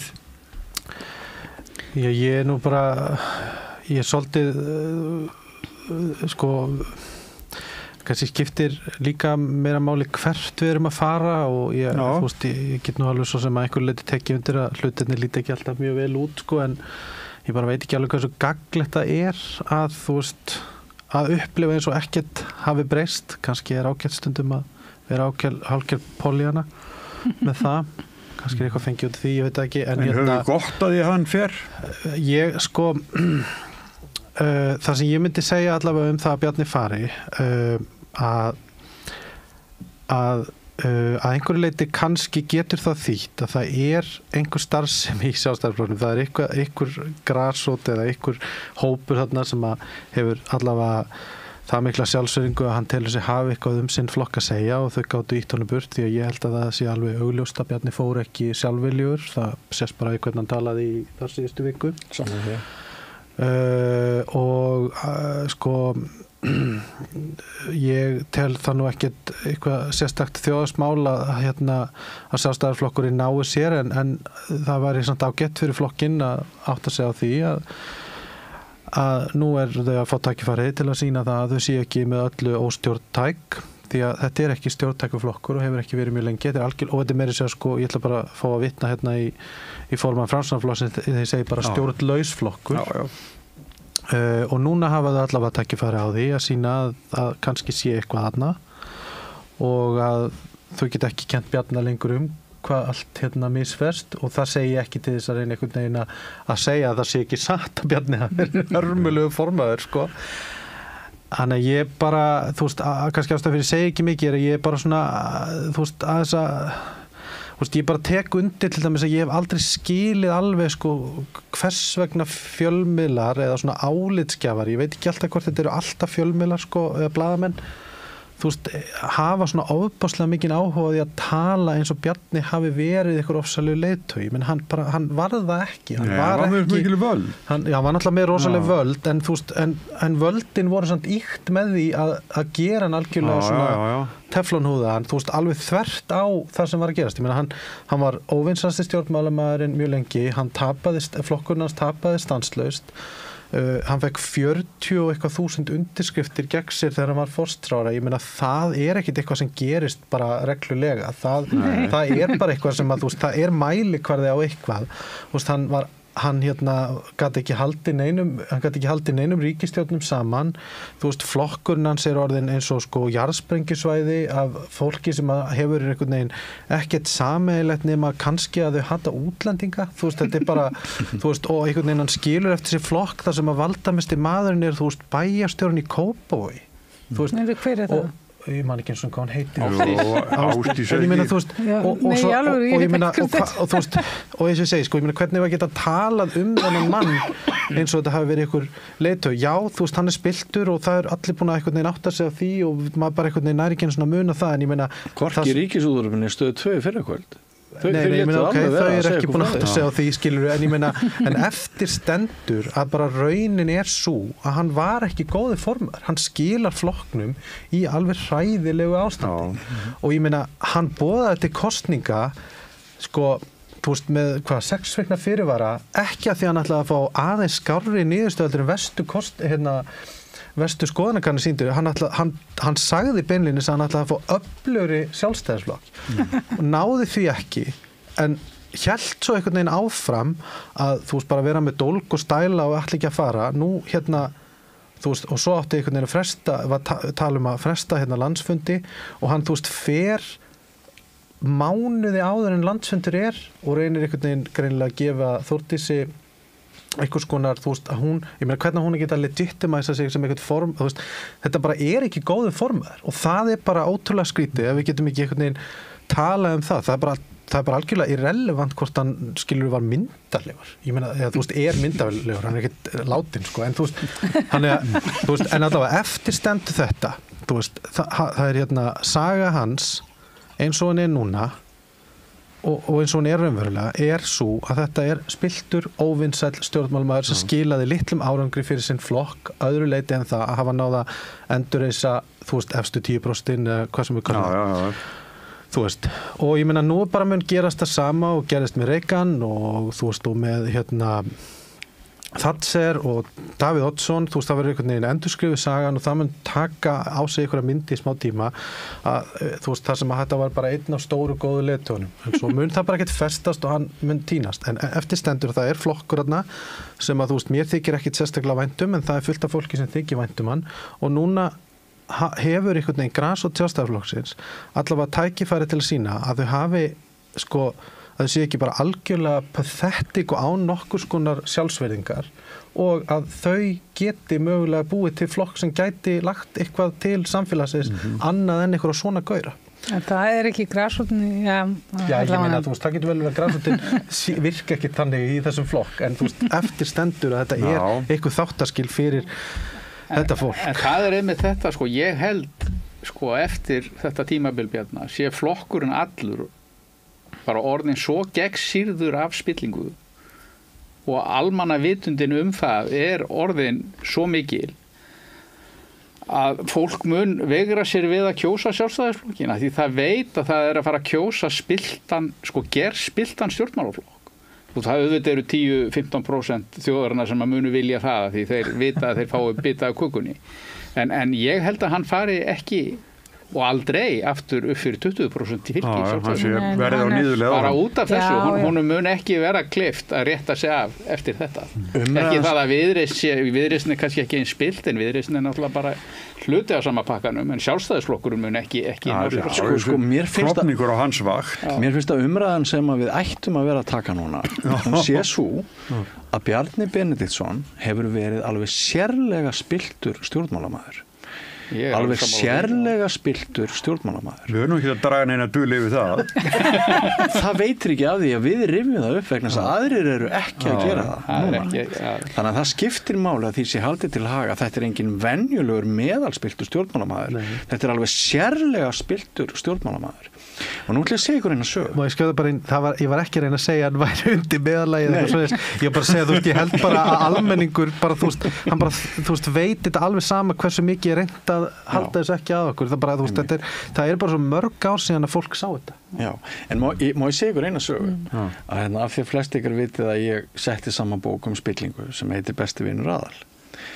Að þegar ég sendi hana til fyrstu yfirlesara í upphafi síðasta árs þá koma sömu athugasemdir hjá eiginlega öllum yfirlesurum sleftu kaflanum hérna spillingarmál Bjarna Benediktssonar. Já, ok. Hann var rosalega þykkur, hann var allt of stór að burðum. Hans mál voru svo mörg og þetta var svo mikil slagsíða á bókinni að bókin fór þá bara að hverfast spillingarmál Bjarna Benediktssonar í stað þess að vera bara bók sem reyndi að svara rannsóknarspurningunni hvers vegna okkur svona tamt að líta undan spillingu láta eins og spilling sé ekki að kalla hann á öðrum nöfnum það var rannsóknarspurning bókarinnar og það bókin en sem sagt málafjöldi Bjarna Benediktssonar spillingarmál Bjarna Benediktssonar sem ekki bara komið fram í minnisamantekt heldur bara hjá viðmælendum mínum út alla bók það voru bara allir viðmælendur, allir fræðingar voru að tala spillingarmál Bjarna Benediktssonar að spillingarskablin í kringum Bjarna Benediktsson hann ólíkur öllum öðrum ríkjandi stjórnmálamönnum í seinni tíð og bara núna upp á síðkastið sumt ekki bara spilling, sumt líka bara svo ógeðfellt eins og þegar hann hérna í upphafi síðasta árs skiptum tón í flóttamannamálinu og fór að tala tjaldbúðirnar hérna niður á Austurvelli bara til þess að ná í atkvæði, hann ætlaði að gera það sama og hún sýndist vera að virka hjá Sigmundi Davíð Gunnlaugsson á miðflokknum, það gerði það ekki neitt og hérna þannig að það ekki bara hrein spillingamál, það líka bara svona alls konar aðferði til þess að hann populisti, alls konar aðferði til þess að ná sér í fylgi á kostnað mannúðar, á kostnað almannahagsmuna bara hvað í gangi? Hvaða dýrling erum við að tala um? Við erum nú ekki beint Nei, ég er ennþá undir áhrifum af sjokkinu sem ég var fyrir þegar ég fylgdist með íslensku mainströms fjölmiðlum flytti okkur þar fréttir í fyrra daga að Bjarni Benediktsson var að hætta á þingi og hætti pólitík. Það var bara eins og Pávin væri dáin. Það var bara eins og Pávin besti Pái ever. Nei, þetta er svo sem en ég set að þú getur gefið út bók í vor. Ég er númer 2. Já, það getur bara verið hún kalla hana Aðal. Besti vinur Bjarna, BFP. Svo verði ég að upplýsa annað fyrst að ég er búin að segja þetta leyndamál. Það var reyndar annar kapli sem mér var sagt að sleppa. Hann fjallaði Hannes Hólmstein Gissurarson. En hérna, ok. Bara hérna, mér finnst skiptamáli að við séum að tala þessi mál núna. Ég veit ekki hvort það eru 10 eða 20 manns að hlusta á okkur að horfa en það skiptir máli að við segjum þessar sögur núna. Að við leifum þeim ekki að endurskrifa sögu Bjarna Benediktssonar. Hvað sáum við núna fyrir jólin? Einhvern bestseller Geir Horte að endurskrifa eigin sögu. Og hérna hann að halda fyrirlestra í háskólanum og hann fær náttúrulega hérna drottningar viðtali í kastljósinu og þú veist það allt gert. Já, það líka látið eins og hann sé eitthvað svakalegt fórnarnafn. Það fer svo óendanlega mikið töðunar á mér. Og hvernig fáum við réttar umbætur? Hvernig fáum við stjórnsýslu umbætur? Hvernig fáum við betra siðferði ef að hérna einhver bara stétt fólks alltaf að reyna að spilla því sem satt og rétt. En hvað hægt að gera sko því þú veist nú eitt ég ansi mörgum árum í að tryggja að það skrifið hér lög til þess að gera starfsumhverfi blaðamanna auðveldara. Þú veist þannig að þeir gætu skrifa erfiða fréttir. Þú veist uppljóstraralögin, heimildar mannavendin, upplýsingalögin sem reyndar og alltaf verið að fúska með og fjölmiðlar ekki nógu góðir að fjalla amböðunar í til dæmis þeim lögum og bara sem sagt allt ruglið kringum biðtíman og annað og opinberu hlutafélögin og að þau séu undan þegin og allt þetta skilur þú veist að tryggja að sé ekki hægt að setja lögbann á fjölmiðla og annað þegar þeir flytti fréttir af Bjarna Benediktssoni muni ekki eftir því og hérna það er ára á kostningúrslutin algjörlega og ég meina þú veist sko þannig að ég skil ekki alveg þú sko og svo fá sko fjölmiðla styrki og annað þú veist og hérna út í sko fjölmiðlamenn gagnrýndu mig mikið fyrir að í þessum sko lögum að Ísland myndi taka sér afgerandi lagalega sérstöðu varðandi upplýsinga og tjáningarfrelsi væri ekki klásúla sko verkalýðsmál blaðamanna, semst að launamál og annað sem ég finnst þingmanni að geta verið að skipta sér að og semst ég meina það hefur náttúrulega verið alls konar óþægilegt og erfitt starfsumhverfi náttúrulega mjög lítill semst koma að segja, þetta ekki stórt umhverfi, þú veist, það ekkert margir sterkir fjölmiðlar, þú veist, ég til mig sem ég þakklát fyrir samstöðina, þú veist, út af því að ég elska að hlusta podcast og eitthvað svona, þannig minnst það rosalega gott að geta bara hlusta á ítarlega umfjöllun alls konar hluti og þú veist, það ekki bara að vera að fjalla pólitík, það er að fara mjög ítarlega bara í alls konar mál og hérna þannig ég veit ekki og svo náttúrulega var eitthvað svaka skrítið í gangi með sko heimildina þú veist og kjarnin sko mér fannst til dæmis kjarnin rosalega góður út því hann fór svo ítarlega með svona spillingamál og efnaðarsmálin og allt þetta og það engin fjölmiðill til dæmis að gera það í dag þú veist, þannig að það einhvern veginn sko margt á okkur besta fólki hætt Já. Og auðvitað náttúrulega kjörstaða uppi núna að fyrir sjálfana og fyrir hægraöflin þeir eru með mokkan, málgagn ólíkarkana, útgerðarmanna sem eiga blaðið, flytur áróður okkur einasta degi, andlýðræðislegan vel að merkja. Við erum með hægri sinnað ríkisútvarp, skítrætt, starfsfólki skítrætt. Stefán útvarpsstjóri lýsti því yfir í fyrra að hann var að fara í pólitíkan, ætlaði við Bylgjuna, ætlaði að fara og verða oddviti sjálfstæðismanna í norðausturkjördæmi, hætti við, kom aftur. Stjórnin sannleitt að hafa hann áfram á þess að ráða frekar. Hvað er í gangi? Við vitum þá hvar hjarta slær hjá fréttastofu Ríkisútvarpsins á meðan útvarpsstjórinn gefur út þá meldingu að hann hafi sjálfur ætlaði prófkjör fyrir sjálfstæðisflokkin í einhverju kjördæmi. Mér finnst Stöð 2 ekki vera að standa sig sem skildi, hún á góða spretti en maður finnur mjög vel fyrir því að þar eru menn að auka atvinnuöryggi sitt með því að daðra við valdið þar sem það er þykkast og þar sem peningarnir liggja, svo sem eðlilega, þetta eru að gerðsala ósjálfbær atvinnugrein að verða þessi blaðamennska. En sko þá segi ég bara betri engin blaðamennska heldur en blaðamennska sem siglir undir fölsku flaggi. Já, en það hefur sko áhugavert í þessu samhengi líka sko. Við erum búin að tala hér um hversu spiltur Bjarni Benediktsson og sjálfstæðisflokkurinn. Hverjir eru helstu vonarpeningarnir í sjálfstæðisflokknum í framtíðinni? Áslaug Arna, það er stjórnarformaður Morgunblaðsins sem er faðir hennar. Þórdís Kolbrún sem er bara beintengd inn í fjárfestingabanka Kviku. Guðlaugur Þór sem er náttúrulega búin að vera sko upp fyrir haus í sennilega næstum því jafnmörgum spillingamálum og Bjarni Ben í gegnum áratugina. Allstaðar með puttana í öllum fjandanum. Og hverjir eiga þá að taka við? Aðrir heldur en eitthvað spilt fólk. Ég meina, hvað er að horfa á? Þeir eru að leggja til, sko, betur, hvað heitir hann gæðin sem var eitthvað framkvæmdastjóri eitthvað fyrir sjávarútveg. Jens Garðar. Já, Laxeldis fórstjóri. Já. Það er nú ekki eins og að sé ekki spilling í kringum Laxeldið. Og litla hval, þú veist. Já, hann var líka formaður SFS. Já. Og svo er hann í Þorlákshöfn Elliði sem að vill selja íslensk fjöll til Þýskalands til að búa til sement úr þeim, sko. Ég meina, þetta er hópur fólks sem að í hverju einasta landi í kringum okkur væri óstjórntækur. Næsti formaður kemur úr þingflokknum. Ellið á engan möguleikar. Já, maður veit ekki það. Bara formaður verður að vera í þingflokknum. Já, ég held að Gulli verði næsti formaður, sko. Það er ekkert búin að vera að vinna alveg rosalega lengi í þessu. Ég held að hún á ekki séns. Heyrðu krakkar, það er komið nóg. Eins og ég sagði á hann, þá er opinn dagskrá, það er öðruvísi hugtak á samstöðun heldur en á Stöð 2, sko. Já, það er galopin, heyrðu. En ég ætla að þakka ykkur fyrir. Já, takk hérlega fyrir að bjóða okkur. Þór og Björn Þorláksson og svo er bara rauðaborðið aftur á morgun, byrja klukkan 8. Góða nótt. Góða nótt. Takk fyrir góða nótt. Adiós, amigos.